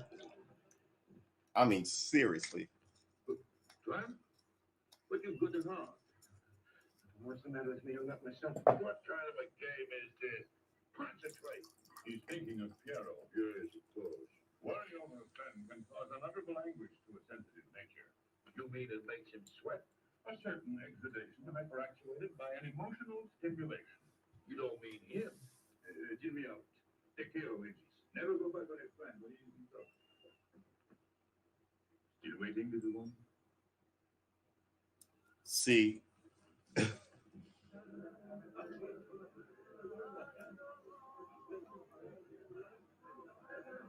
they don't have. Am I going to plug this in? This is draining nicely. They don't have proof that he did it, but they have a good idea that he did. And here's Hetty again. She's been in this like 5 scenes in this whole movie. Each scene may be 2 minutes long. Also, in writing a screenplay, you don't want your scene to be more than 3 to 5 minutes long, which is about 3 to 5 pages. Unless it's a brilliant fucking scene. You know what I mean? But when you start writing it, 3 to 5 pages per scene. There should be about 60 scenes in the screenplay. Remember the time we were on the Nile and I thought it was Venice? Look at how they long at each other while all this shit goes on in the background. Let's stop this. Hold on. We're going to go back a little bit. Look at this framing. Look at this. Okay. First of all, this framing is nice. Look at the layers. Like, so you've got him in the foreground, these guys in the midground, these guys in the background. Makes him sweat. A certain exudation hyperactuated by an emotional stimulation. You don't mean him? Jimmy out. Take care of it. Never go back on his friend when he's in trouble. Never go back on. Still waiting to do one? Right, dark in the foreground, light in the background, right? Or light in the background, dark in the foreground. It's so good. So, nobody makes movies like this anymore because there's color. But you still have to appreciate it. And look at this, through the curtain, right? There's a hint of it early on when she opens the door, right? You can see the curtain. Right, so it appears on the door. Look at this light. Someone has a kick light to kick in on her. just so this is their reveal, right? It's really good. And there are patterns of darkness, right? So this is sort of grayed out. This is the thing you're seeing. He's dead center. He's lit in all this light, right? The good guy's wearing a white coat. I mean, it's just you could read a lot into like how they frame these scenes. And she's on the other side of the curtain. Now this one is why we stopped it. They're in the foreground. These guys are in the mid-ground, but they're the ones lit because while your attention is on them because they're talking, they're not really interesting. Your real attention is on these two in black, like they're sort of in a room together.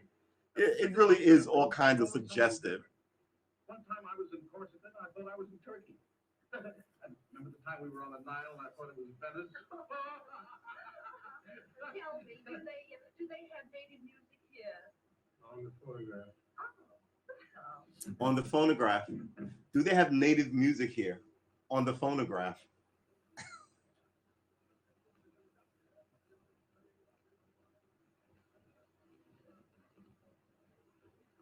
So good. What's that one? It's Czechoslovakia. Never heard of it. Must be native music. Mink. So you want to do Nobody wears mink anymore. Wild animals. Strange, but not so very wild. How do you like my cage? I don't know. Yeah. You like Algiers? I'm losing interest in this movie, but I want to see how it ends. And it's another 50 minutes. You may skip ahead to the action, right? Especially her scenes. They're not very interesting.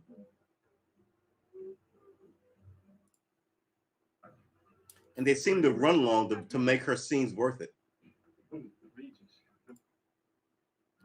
Oh, he's back. Yeah, she was a stunner. Straight stunner. Ain't no hate on it. You should appreciate beauty because, there are beautiful things in the world. And yeah, some of those are people, right? Some are men, some are women. Appreciate it. But some people hate beautiful shit.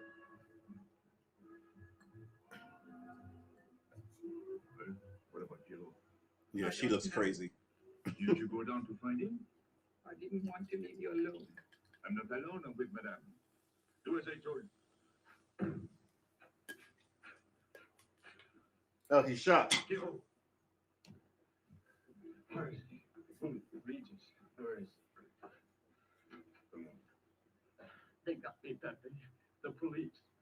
I didn't listen to you. So this all gets worse immediately because he shot it out with the cops and escaped.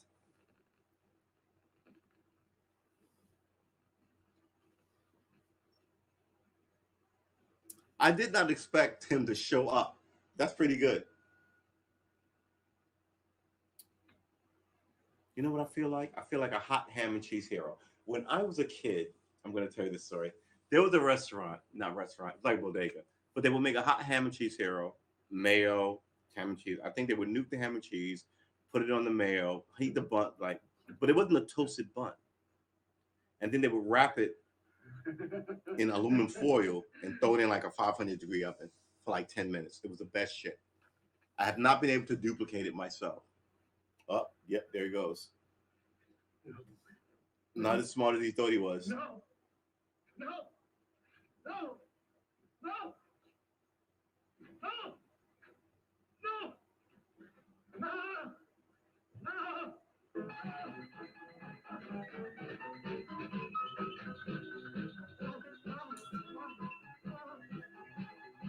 How far do you need to walk up on him with a gun? Close up of the gun. He's so hurt he can't even hold the gun straight.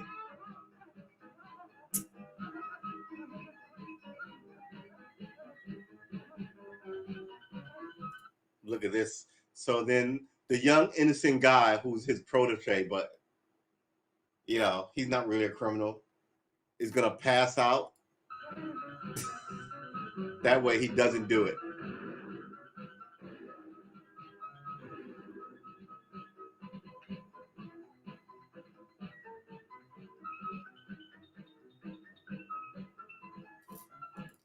This is shit that you only see in movies. Who commits a murder in front of 9 people? You know?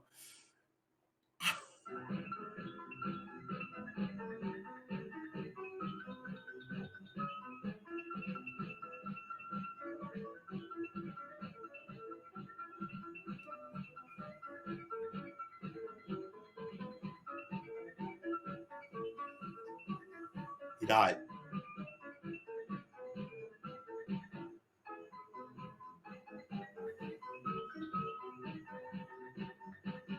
So she was his girlfriend.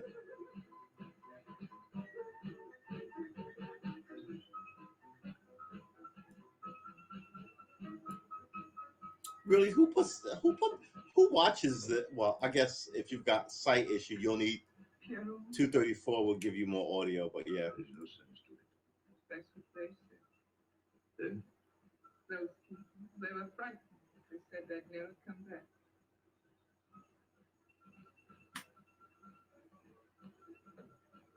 So the music is played by those people.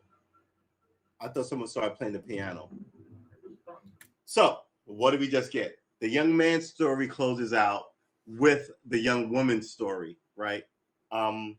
It's 5:30 there. It's like, we're a few hours apart. That story wraps up. You want to wrap up the minor stories first. So that was the young boy meeting his mother, betrayal, right? The next story should be wrap up is how you get out of this town, or because the big story is him and that cop who wants him arrested. That's the last story that you shut down. So let's see what we got. I could really watch this in the dark. Let's see if we cut this one on instead. Well, he closed his umbrella. Pepe, there's no use in thinking about Carol. Don't you tell me what to think. Better? It's a bad thing. Are you finished? I beg your pardon.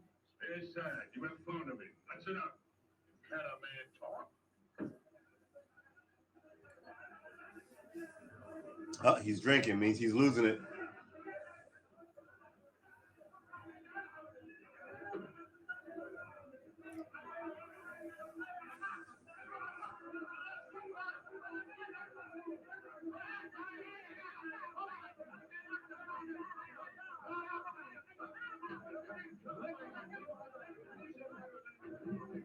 After one shot of whiskey, walks out and punches somebody in the face. It's finished. It shows that he's losing his cool. He's losing control of this thing that he ran like a well-oiled machine. I did everything you would have done today. I was all alone. So now here he is, him and his nemesis, right? This cop, this with the feds, wants to put him in jail. He's essentially John Gotti, and this guy is essentially Rudolph Giuliani, who essentially, that's how he got famous, quite frankly. Attorney General of the Southern District of New York. He went after the mafia like nobody's business, and he ended them. So that will be on. That's Giuliani's greatest legacy. Now he's just a hot mess of a. Some people can't be famous. You can't give people money and fame. You can't. But we'll see what happens. At the cemetery, I followed the custom of your people, a handful of earth from the body, and flowers to make him feel at home in such a strange place. It's hard not to be able Pinky to rings were the say thing. goodbye to your friend on his last I journey. am hungry. All right, I'm gonna do what I did last week, though I didn't do it today. I baked 4 burgers and grilled up. I grilled up in the kitchen.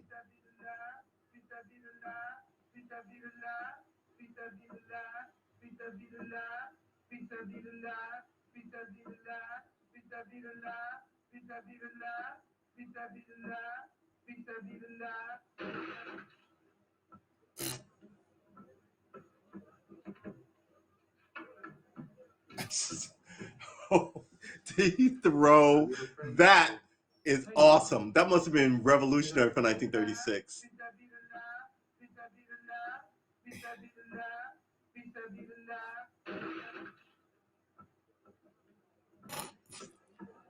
That shit is awesome. I'm your friend, Pepe. I know how you feel. You're a prisoner. See, look at him. He's a little undone. His hair's a little more disheveled. Now he's drinking heavily. Oh, it's 1930s. Like these are the tropes, children. Whenever I wish. When you go quietly the way Carol went.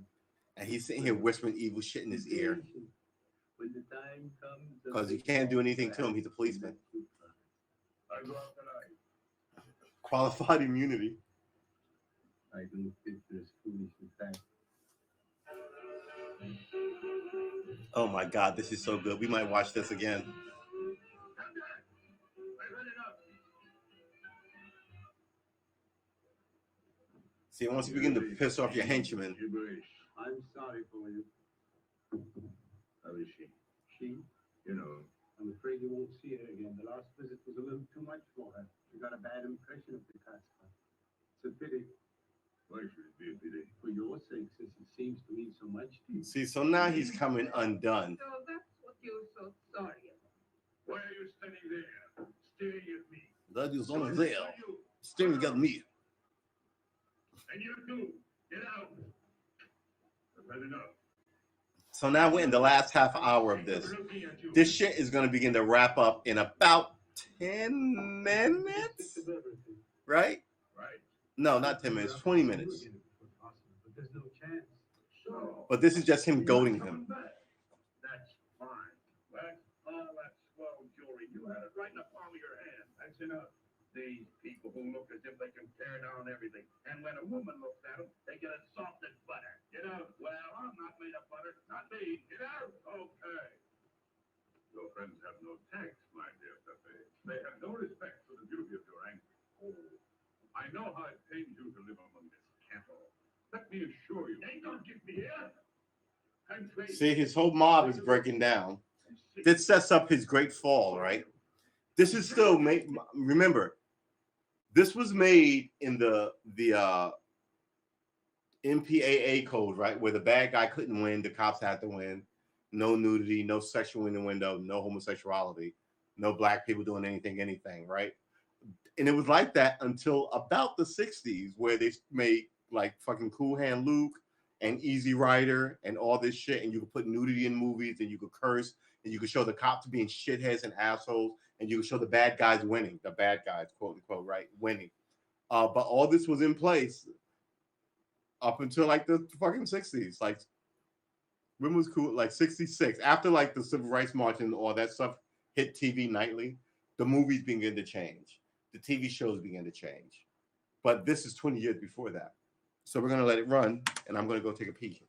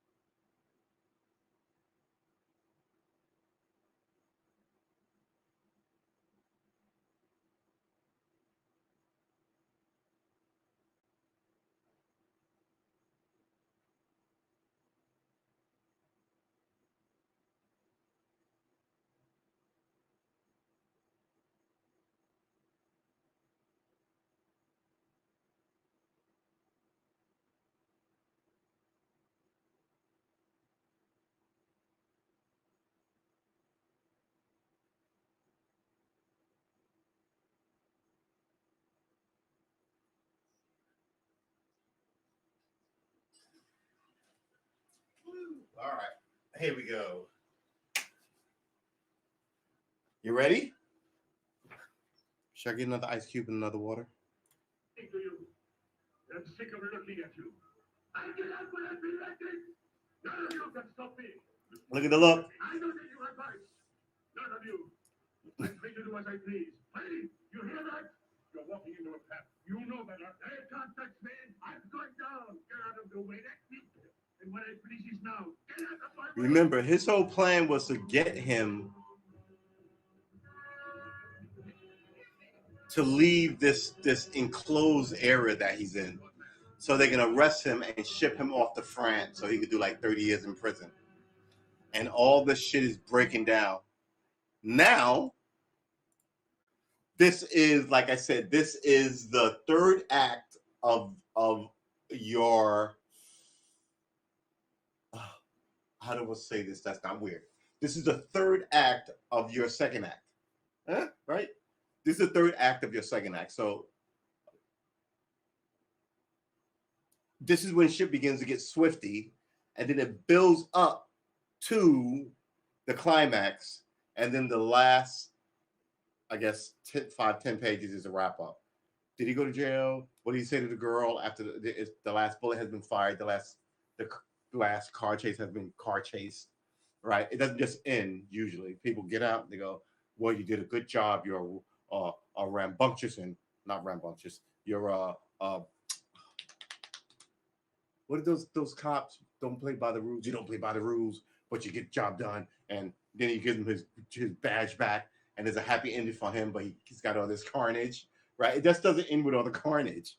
It has to like play out. I'm gonna get a soda. Oh man, for all of my driveway, and I'm starving. Ooh, if I get some cheese.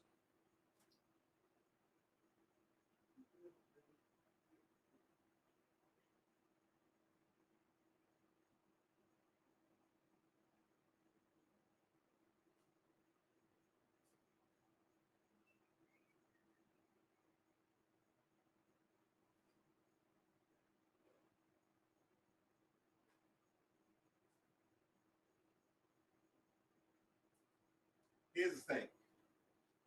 Ooh, I almost dropped that ice cube. Here's the thing. I'm sort of hungry, but I don't want cheese. Uh, and I don't want to keep spilling freaking this shit on my microphone and my freaking keyboard. Um, yeah, I think my plan of making food and having it in the fridge is a good idea for these. I guess we're gonna call these podcasts. We may change the title. I think Nurse Blondie is right. We may sort of shift this and have it be a podcast where I teach myself guitar versus a guitar cast where I occasionally talk smoke about shit. Um, we're gonna think about that over the next few days.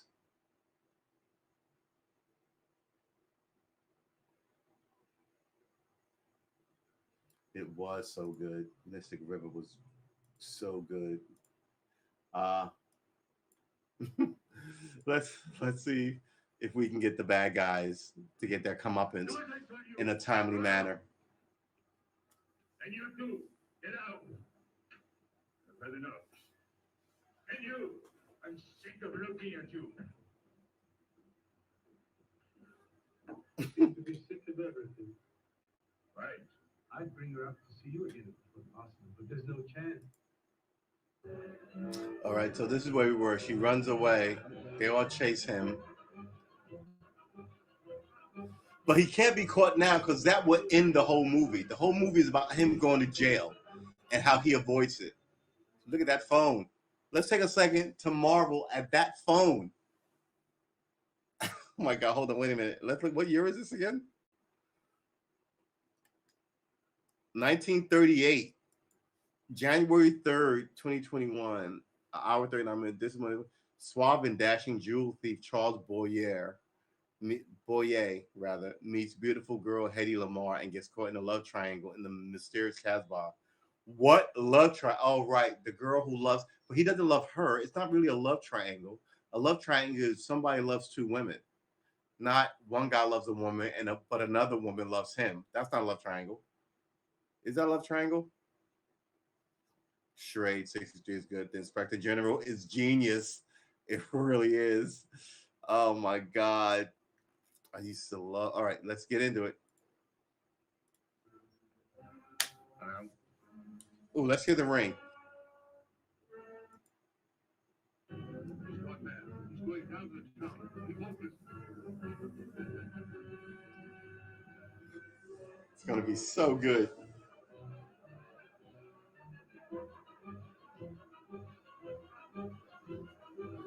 Look at these early tracking shots. This is like a dolly shot on a, not even on a crane.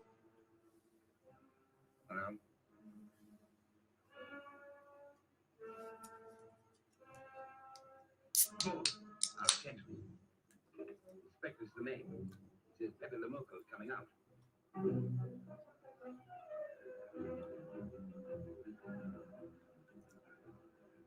He snapped. He wants to go back to Paris, but he can't. As soon as he steps out, he's about to do 1,000 years in jail. How do you do this when you still have, what is this, 34 minutes?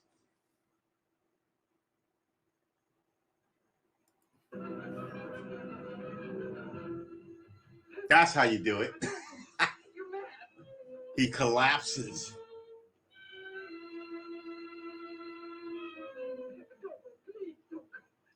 I didn't want to tell you this, but she's up there now. At your old house, waiting for you. Oh, just when you thought.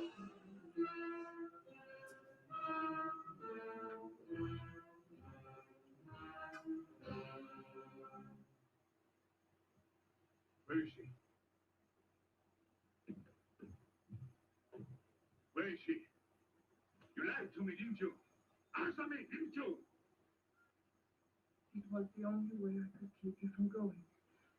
If I had asked you not to go from me, you wouldn't have listened to me. So,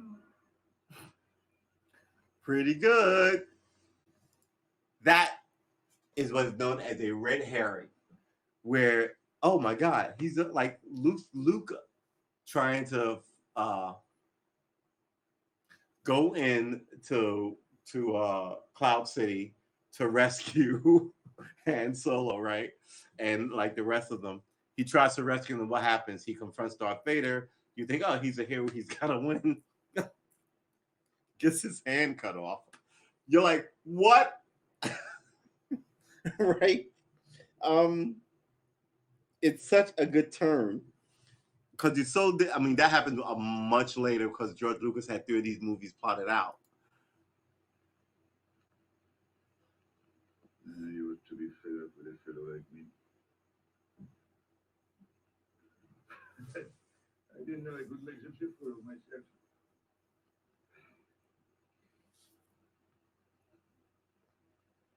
You deserve something better than this. it's not what you deserve. It's what you want. Now, she is what they would call, I guess, a gypsy nowadays, right? Look at the way she's dressed, right? The dress, the top, all the jewelry, the bangles, the finger rings, arm. What do you call the thing that you put in your arm? I know these are bracelets, but those thigh things. I didn't know you could move so fast. Don't forget that I practice, but nobody ever cut me before. Next time, give me a head start. And this is nuts because they apparently are making up. Don't worry, not till I get my breath. I could go from there. Am I gonna make hamburgers and fries the fucking night? It's 9:00 at night, man. We've been streaming for 3 hours. We keep saying these streams aren't gonna go for an hour and a half. We may, we may actually we haven't played. Well, we played a little bit of guitar, but she essentially saves him. I like this. Yeah, in the chat is where you can find this movie. It's pretty freaking awesome. Back when everybody could drink out of the same watering hole.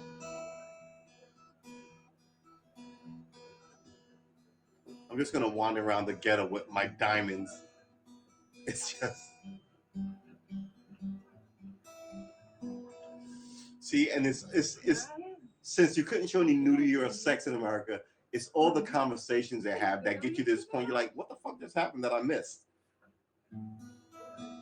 That conversation we had about rugby, right? It's that kind of thing.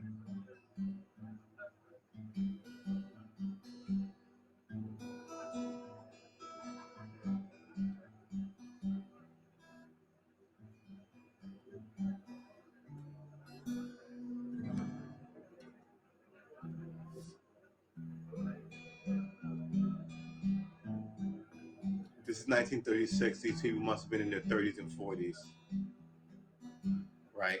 So that 1936 was about 90 years ago, 2021. Okay, so 85 years ago. 36, 46, 56, 66, 76, 86, 96, 2006, 2016. Okay, 82 years ago. 85 years ago, 16, 17, 18, 19, 20, 21. 85 years ago. Oh, okay. So this movie debuted 85 years ago. And these people were in their 30s and 40s, right? So add 30 or 40 years to 85. You're easily looking at 110 to 120 But what I'm telling you is different.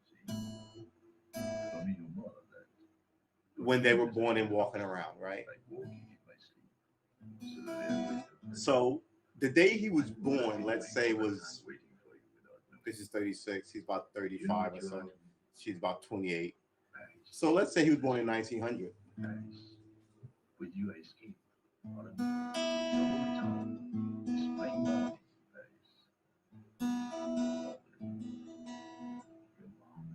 And she just lays beautiful lying up against a pillar. She's just kind of like, oh. It's so good.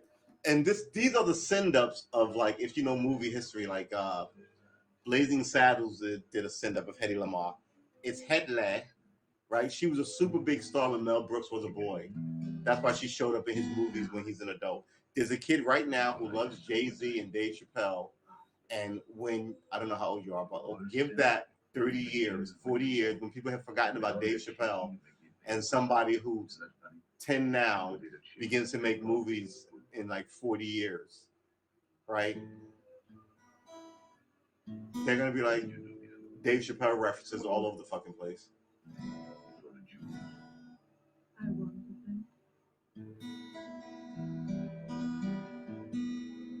They were supposed to rob her, but he fell in love with her.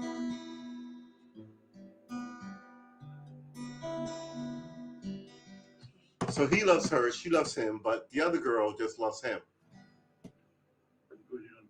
I was expecting her to send him over, but I'm also expecting her to be a cop. Have you ever get away from the car? What you ask? No, I'm caught here, like a bear in a bowl. Dogs barking, hunters all around. Nowhere out of it. You like that?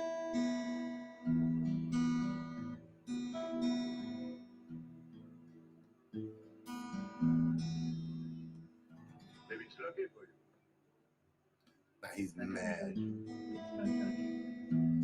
All right. These wistful looks off into nowhere. I love those. Look at her. She's like, so yeah, she's like, come with me. He's like, I can't leave. She's like, if you love me, you'd come with me.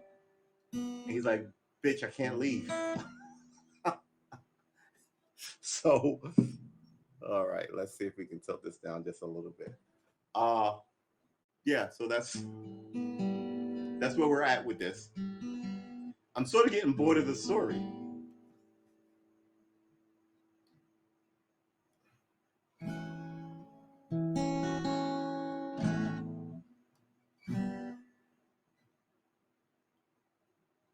I can't believe, my darling, I can't.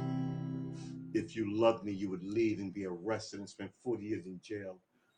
Oh, my darling, you're absolutely right. Let's go immediately. I'm telling you, I don't know what's in the back of some of this. I never break a promise.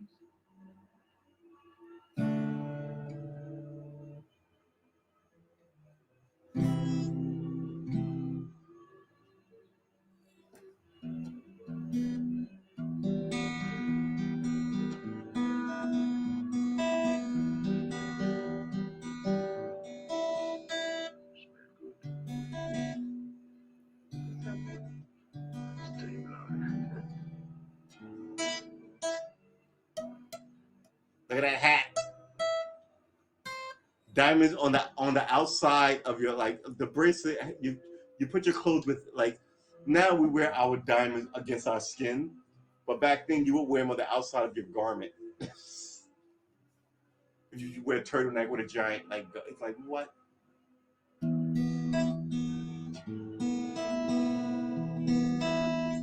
So see now, his tight knit squad isn't a tight knit squad anymore.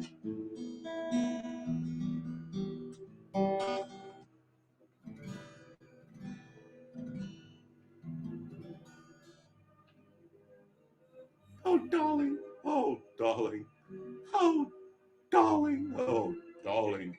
Enter. No. Take mademoiselle Boulevard Marais.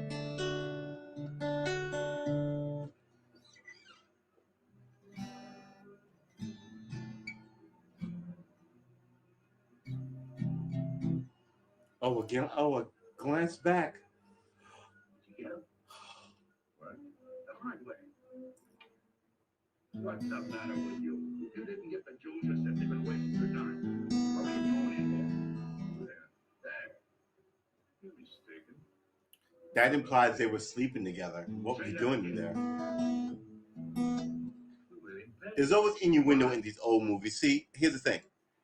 You don't recognize it because you grew up in a movie age where people are like, let's go into the barn and bang. And then they would show you titties and like butts and shit. And you'd be like, oh, they bang. But this stuff, you couldn't show that. So it had to be like innuendo. What were you doing back there with her? What do you mean? Everybody instantly knows what you were doing back there with her, right? But she's not mussed up. Her dress isn't changed and da da da da. Right? That whole interaction they had while the couple was talking, they were just staring at each other. That whole thing was letting you know, you know what I'm saying? So, I mean, you have to know how to watch these old movies. They had to, they had to deal with a lot of innuendo, sexual and racial and all this other stuff. But like this whole exchange of, did you get the hardware? What are you talking about? The jewels. What's the matter with you? If you didn't get the jewels yourself, they've been wasting your time. What were you doing in there? Where? There. You're mistaken. They're not there. If you didn't get the hardware, you're simply wasting your time. What were you doing in there? See, you weren't. He wasn't wasting his time. What were you doing? Oh, we know what you were doing in there, right? And then he's like, "Oh well, I don't know what you're talking about. Well, we're mistaken." That his denial of anything inappropriate happening, his denial of anything happening, leads into the idea of, "Oh, real gentlemen don't talk," right? So you know that his denial of it says that something happened, and it's supposed to be sexual because again, this is 1936. They're trying to, So now he's back, I guess, being the hero, but now he's alone because he's isolated his Say group. that again. You were in Paris. What? We were in Paris. Okay.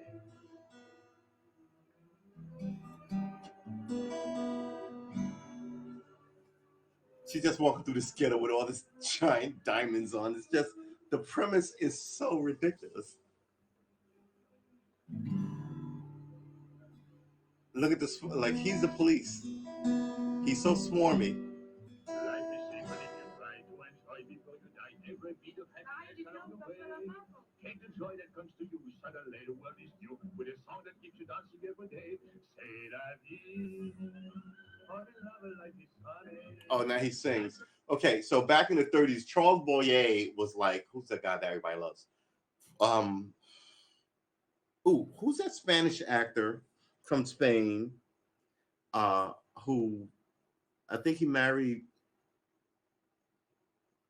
not Nicole Kidman. Antonio Banderas, right? So he was Antonio Banderas for his day. And after him, it was Ricky Ricardo, right? It was America flirting with, the hot Latino sexy guy, right? It was Charles Boyer. It was Ricky Ricardo. It was Antonio Banderas. And it was Eric Estrada is like American, but like, yeah, a little Spanish thing. But yeah, it'd be better if you were from another place with a heavier accent. Yeah, it was what it was. Should we look up Charles Boyer? I mean, oh my God. I'm in heaven and I know it. Look at everybody's dancing. His singing, he must be like Michael Jackson. Everybody cannot stop from dancing as he sings in the street and shines his shoes. Oh, look, there's a black Algerian. He's eating a banana, which is a rarity in Algeria. That's the life we should be living. This is his squad, It's morning, noon, and the cop looking at him. That's the life that Look at her. and I'm As he sings out there, shining his shoes. All right. Oh my God, it's so bad. It's so bad. Let's look up Charles Boyer before we continue this. We've been streaming for 3.5 hours. We've actually been watching the movie for 3.5 hours. Charles Boyer. Charles Boyer.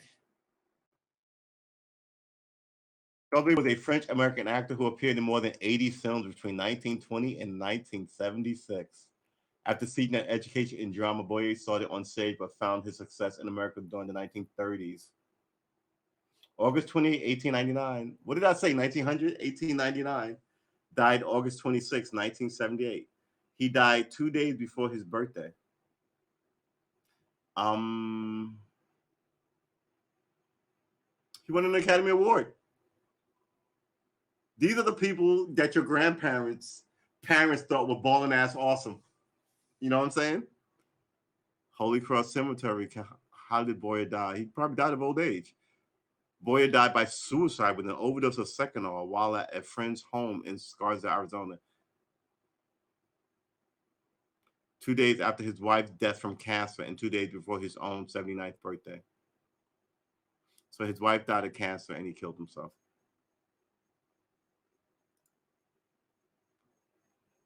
Yeah. Let's look at this. Sexy mofo. Look at him. Look at him. Oh my gosh. Let's clip this out. August 1899, August 26, 1978, was a French-American actor who appeared in more than 80 films, 1920, 1976. After teaching education in drama, Boyer started Betty, found his success in American film in the 1930s.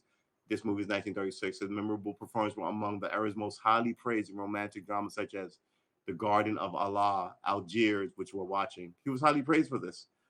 Love Affair, 39, as well as mystery thriller Gaslight. Oh, I remember Gaslight. He received the Oscar nomination for the Best Actor. He also appeared as himself in the sitcom I Love Lucy. Right, that makes sense. What the fuck did he do in World War II?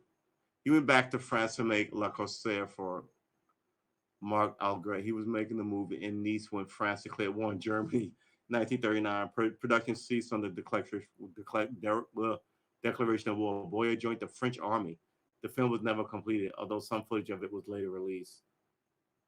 By November, Boyer was discharged from the army and back in Hollywood as the French government thought he would be more of a service making films. Okay. Charles Boyer in 1955. Yeah, he had a long fucking career in Hollywood. He's one of these people that Tel Aviv.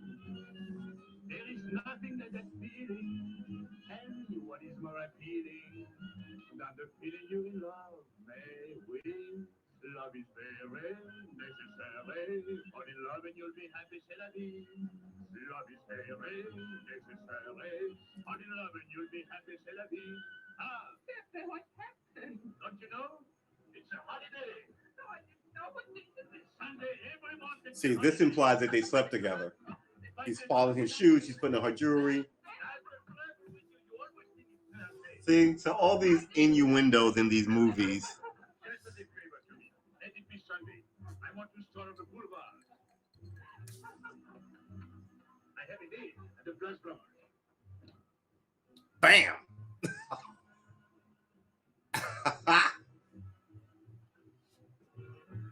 everybody. How do you like my singing? What's that good of it? You ought to appreciate the finer things of life.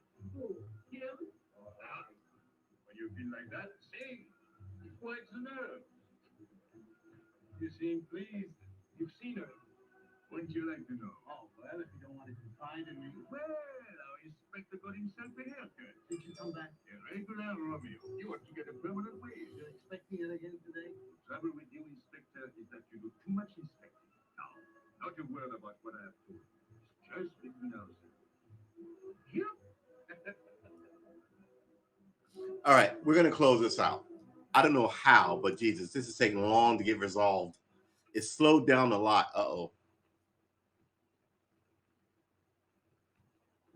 Uh-oh.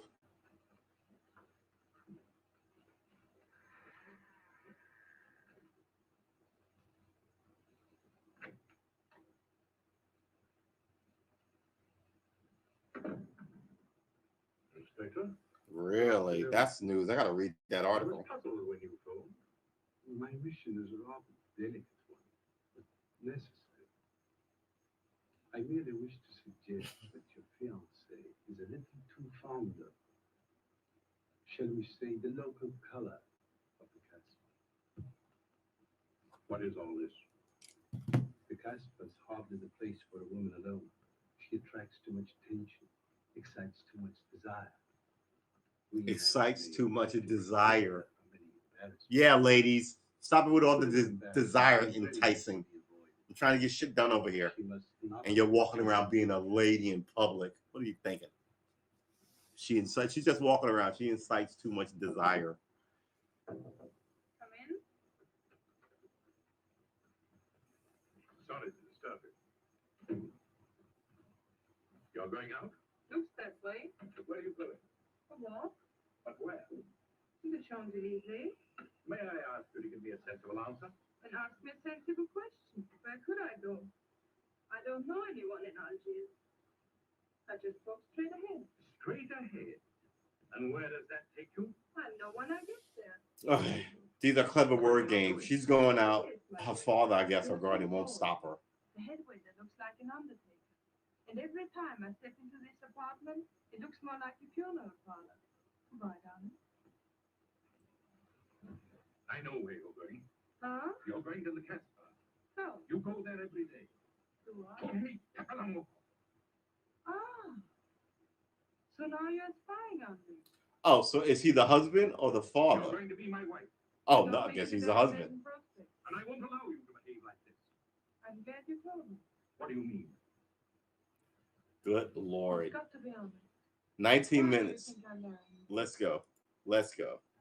Let's move this thing on. She's hot. What's she gonna do? Is she gonna do something sinister to the bananas? No, she's looking at. He's got his plate, a table set for 2 people, and it's not her. I know. I was right all the time. You see, I'm not such a fool as you think. So this is the Place Blanche. It's not much fun on Thursdays. It doesn't seem like Paris. That's a great song title for a song. It doesn't seem like Paris.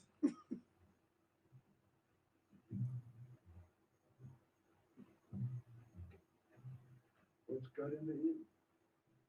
Weren't you ever disappointed in love? Yes, badly. I've tried to please you. I'm like Pepe. I like him with diamonds. Now he's missed his chance.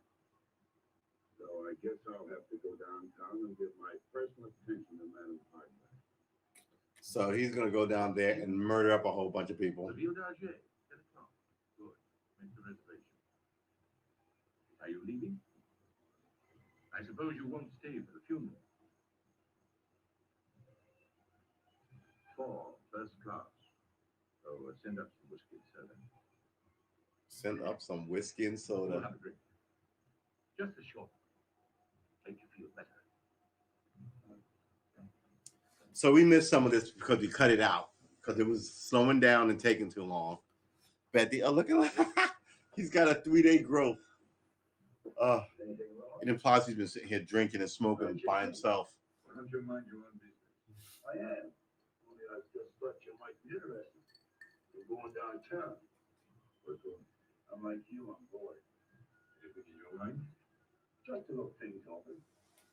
Where are you going? Now. No use to see a lawyer. Do me a favor? Sure. I want you to deliver a letter. I'd take anything that isn't loaded. Okay, I get the idea. Maybe I don't look like you, but our man.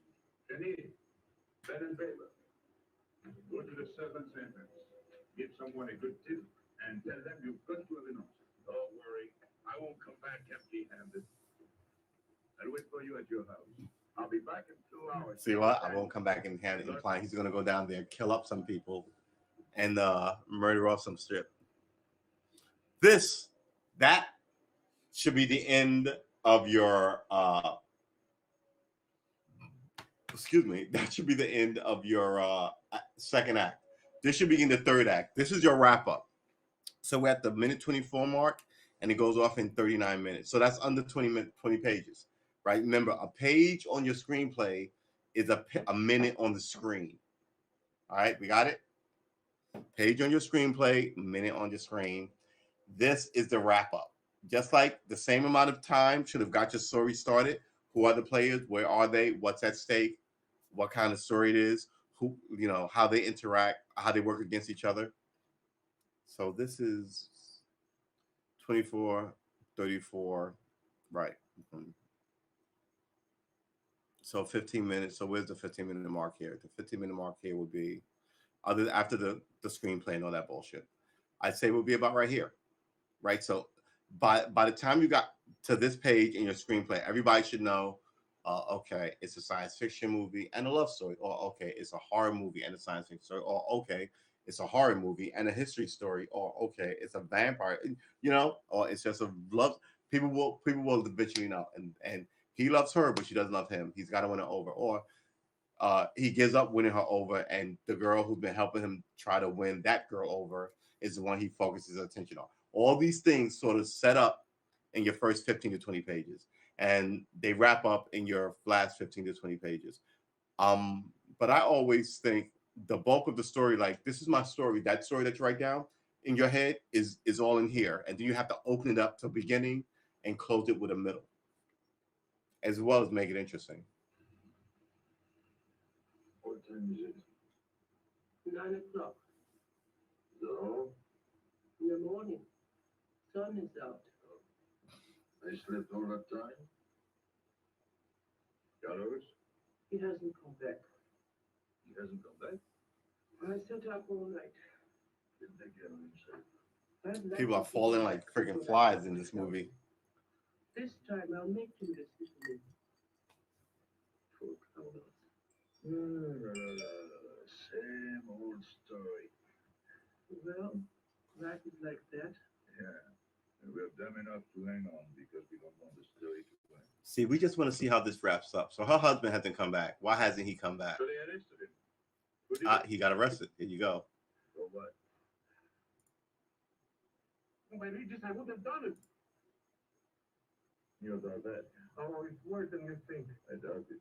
Someone runs in to break up this love fest. Life is like that. Yeah. We have been streaming for 3 hours and 28 minutes. We're going to end the stream when this shit goes off. Is Pepper here? What do you want? We've been looking for you everywhere. Why weren't you at home? Because I'm here. What do you want, Bobby? I must speak to you alone. What's the matter with us? Have we got smallpox? All right, you can talk. Pepe, I'm ashamed of myself. What's new about that? Oh, it's worse than you Pepe, think. I'm ashamed of myself. What's new about that? I deserve it. You flatter yourself. It's about the letter from Kiro's mother. I brought it and gave it to Aisha, but I didn't know it was from the police. If I had known the letter was written by Regis, I wouldn't have done it. Never. Go on. It was really a woman who gave it to me. If I had known the truth, I wouldn't have touched it. I'm an informer. Yes, but I wouldn't have done a thing like that. Oh, you're only half an informer. The other half is all right. Oh, that's why I'm here. For what? Oh, I couldn't stand it any longer. Forgive me, Pepe. All right, stop groveling. It makes me sick. I want you to have a good opinion of me. So, I want you to believe me. That's why I'm here. Everybody's this weak soy boy. what? What about Carlos? The police took him. How much did you sell him for? I wouldn't be here if I'd sold him. First Piero, then come. Bad luck always runs in threes. Your turn will be next, Pepe. Don't be so sure. So they arrested Bad him. luck always runs in threes. Inspector Louvain. There were about a dozen of them surrounded him. Was there any shooting? No, they managed very quietly in a nice way. What did you have to do with it? I was at the police station when they brought Carlos in. I had a chance to see him in his cell. He gave me a letter, the one we had given him. He told me to take it to the hotel. Every time there's a letter, he's the one that brings it. It looks funny to me. Be quiet. Oh, I am to be quiet while you write letters to other women. Never mind that. You never wrote a letter to me. Shut up. So you went to the hotel with the letter.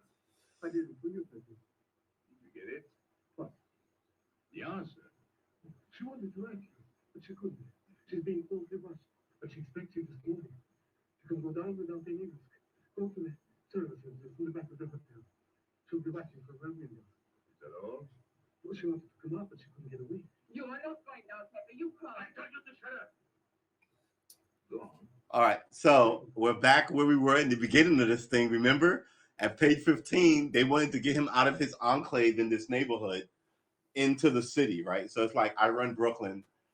You can't catch me in Brooklyn because I know all the people and all the people protect me. But what you want to do is get me to go across the Brooklyn Bridge into Manhattan where you can arrest me.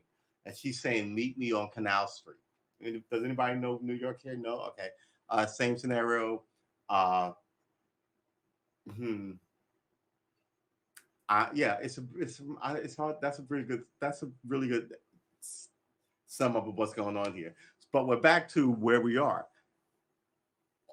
All the small things got dealt with. I told you one by one that guy was going to like rob her or do something. They say he just got arrested, so that sums up his story. At least we think. But this guy is an informer. Is he telling the truth, or is he setting him up to go into the city? You know what I mean? What shall I tell you? Oh, she's waiting for it. Yes. I'll take the answer myself. You wait here. But baby, Don't worry. My friends will take good care of you. Till I come back. That's what not. you expect me? What? Nothing. Oh, wait. She expects me. What about your nose? Didn't you say anything else? Nothing. Did they search him? Yes. Oh. Then they took away the 5,000. Yes.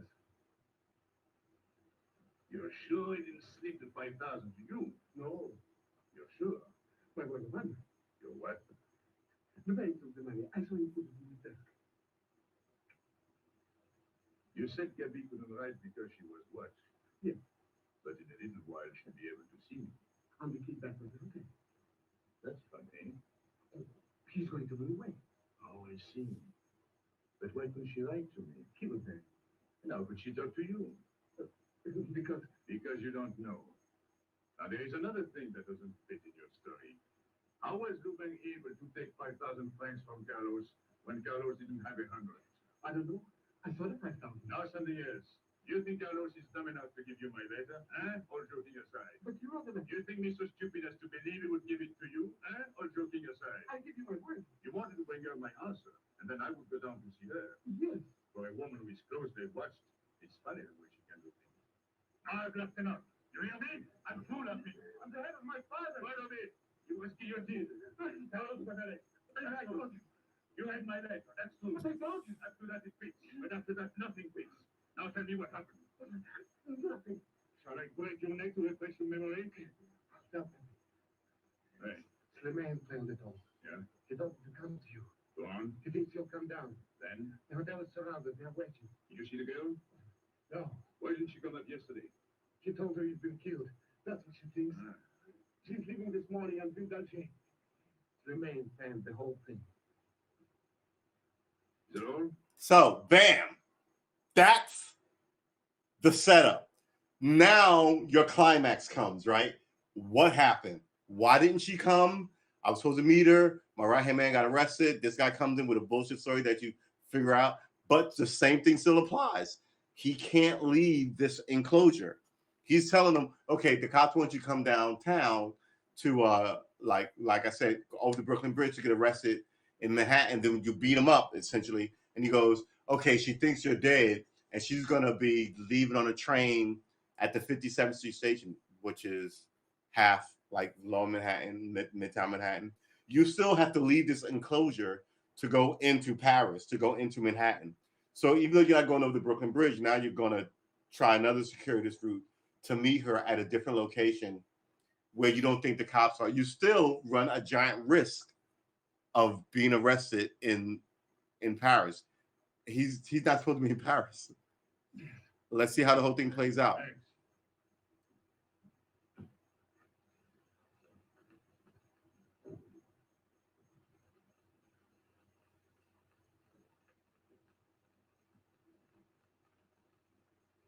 Of course, he goes against the giant wallet full of cash. What have I done? Oh my gosh. It has nothing to do with you, Agnes. You're a good kid, but this can't be helped. It's not your fault. I won't let you do it. I won't let you be killed. I'll blame it on the cat. It's for her. You don't care about anything else, so you're throwing away your life. It's my own life. But don't do it, baby. Don't go. Listen to me. Baby.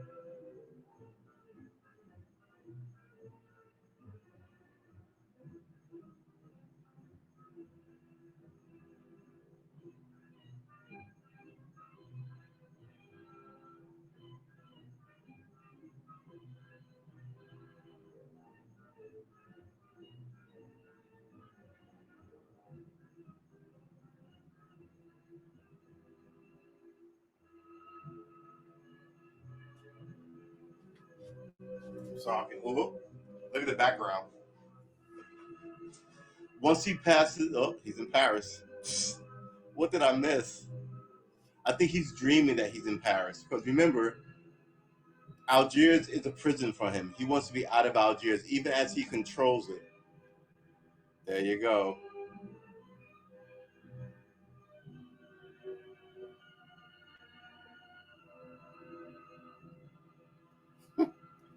$10. So he's left the Casbah. We don't know what's gonna happen. So something tells me if this is production code, they're gonna shoot him down in the street while she says I love you and goodbye. Wait. I'm going to go in, I'm not gonna pay you the money. You wait right here, I'll be right back.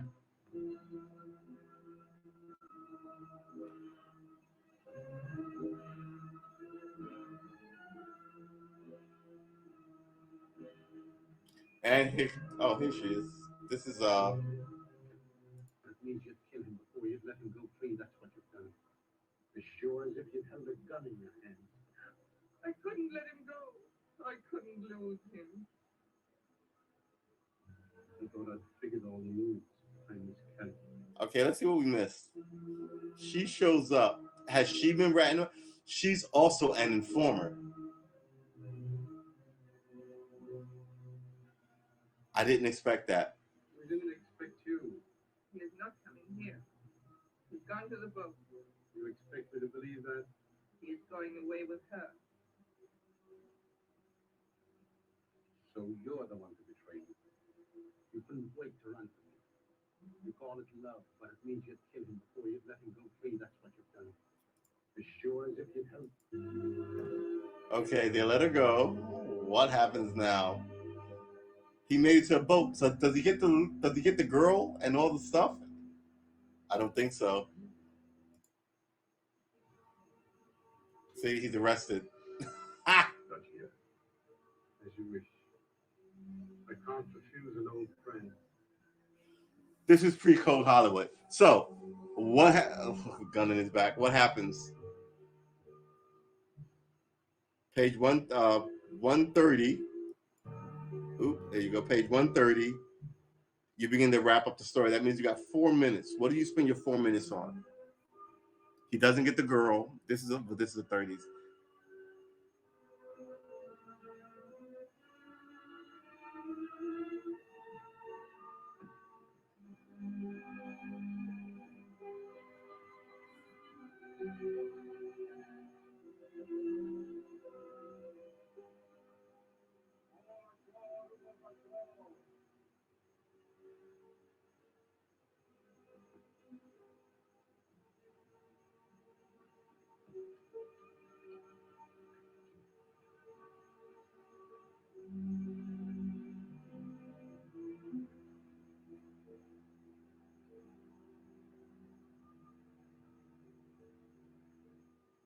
Let me wait here until he leaves. It's not much worse. I can't get away. I know I can trust you.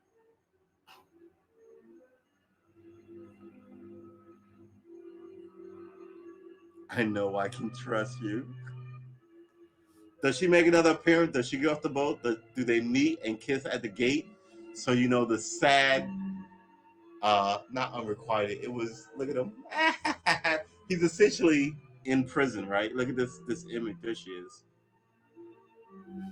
So yeah, it's not that great, but apparently, like he's behind bars. You get it?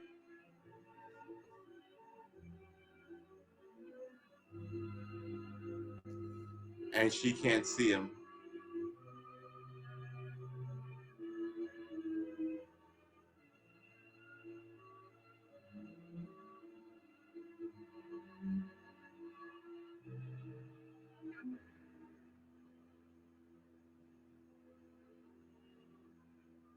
A life of crime. This is what a life of crime gets you.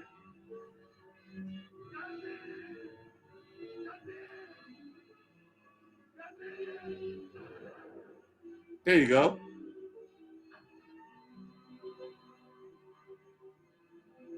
There you go. How you wrap up a 1930s melodrama. Have the hero do something incredibly stupid,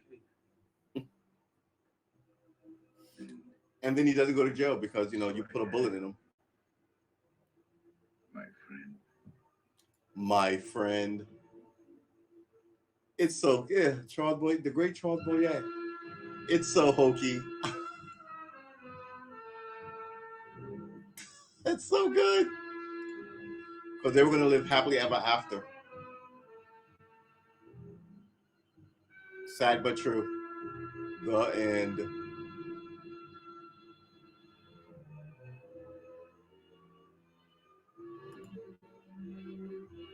Oh, you have a copyright 1925. Oh, there you go. Let's uh let's go back 10 seconds to get the players. Oh, where is this? Copyright 2020, really? Oh, look at that. Pepe Le Moco, Charles Boyer, Sigrid Guri. I don't know who she is. She probably was a giant star. Hey Lamar, still famous. Just Kalela, Alan Hale. I know who some of these people are. Paul Harvey. Yeah, it's good shit.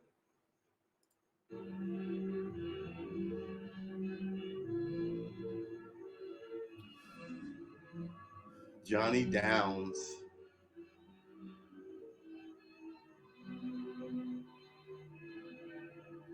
Her name was Leonid Kinsky. All right, so there you have it. How to write your freaking screenplay, baby. Um, I'm sure. I'm sure you have learned a lot today. Um, we went through it nicely, right? 15, 15 to 20 minutes, and this is really a quirky thing. We just decided to go over a 90-minute screenplay, not realizing in my head how long 90 minutes was, especially slow ass melodramas. Um, yeah, sorry, I guess. Uh, we'll be back tomorrow, 7 a.m. I think there is a. Oh, I think there is a.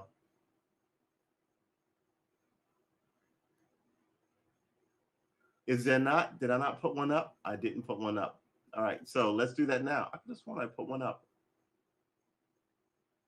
I guess I did not. I would like to apologize. Normally, I do it in the beginning of the shows, right? All right. So we're gonna. I think I guess I didn't. What did I do earlier? Talked a lot of smoke. I think is what I did. All right, we're dropping a Sunday morning.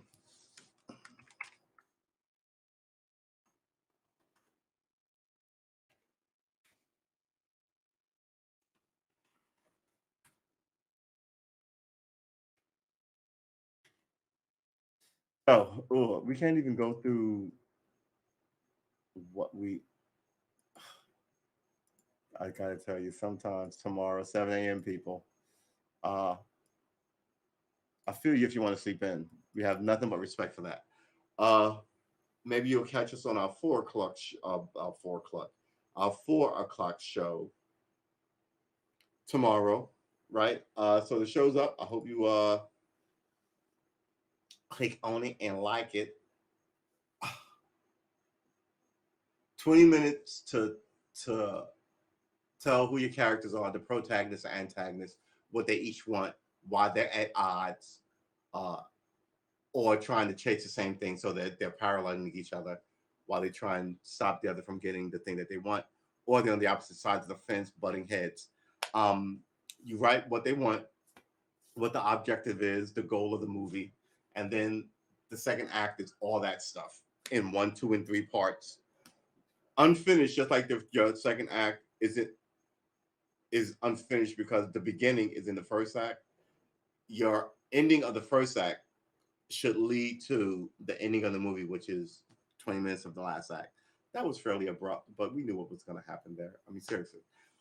We have been streaming for 3 hours and 47 minutes. I guess this is where we leave it. Um, Remember, you're a consequential fellow person.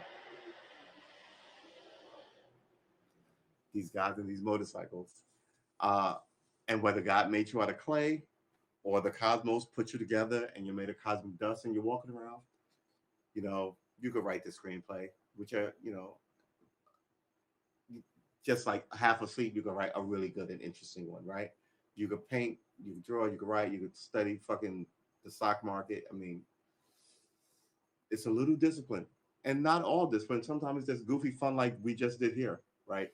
Silly, goofy fun. I want to thank Nurse Bonnie for coming through.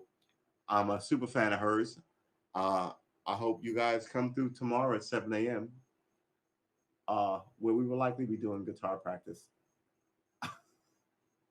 Uh, because I'm learning this thing. Maybe I'll be a twice a day pod with guitar practice in it. What do you guys think? Let me know. Um, but yeah, we're gonna be here for 1,000 days doing the thing. Easy for the next year and a half, every day, twice a day, 7 a.m., 6 p.m. Wishing you well and bigging you up, and hoping that you wish me well and big me up. Um, Remember, Sunday shows count as service. So your Muslim service, your Jewish service, or your Christian service, you show up here for Monday shows. You spend at least 20 minutes with me. Uh, I write a letter to your maker and creator to get you off the last bad thing you did. Who's your boy? Who's your homie? Who's your man? This dude is. All right. I will see you tomorrow, 7 a.m. I might be a little tardy, but I'll be here at 7 a.m. Maybe I'll cook breakfast and then have it and eat it with you at 7 a.m. What?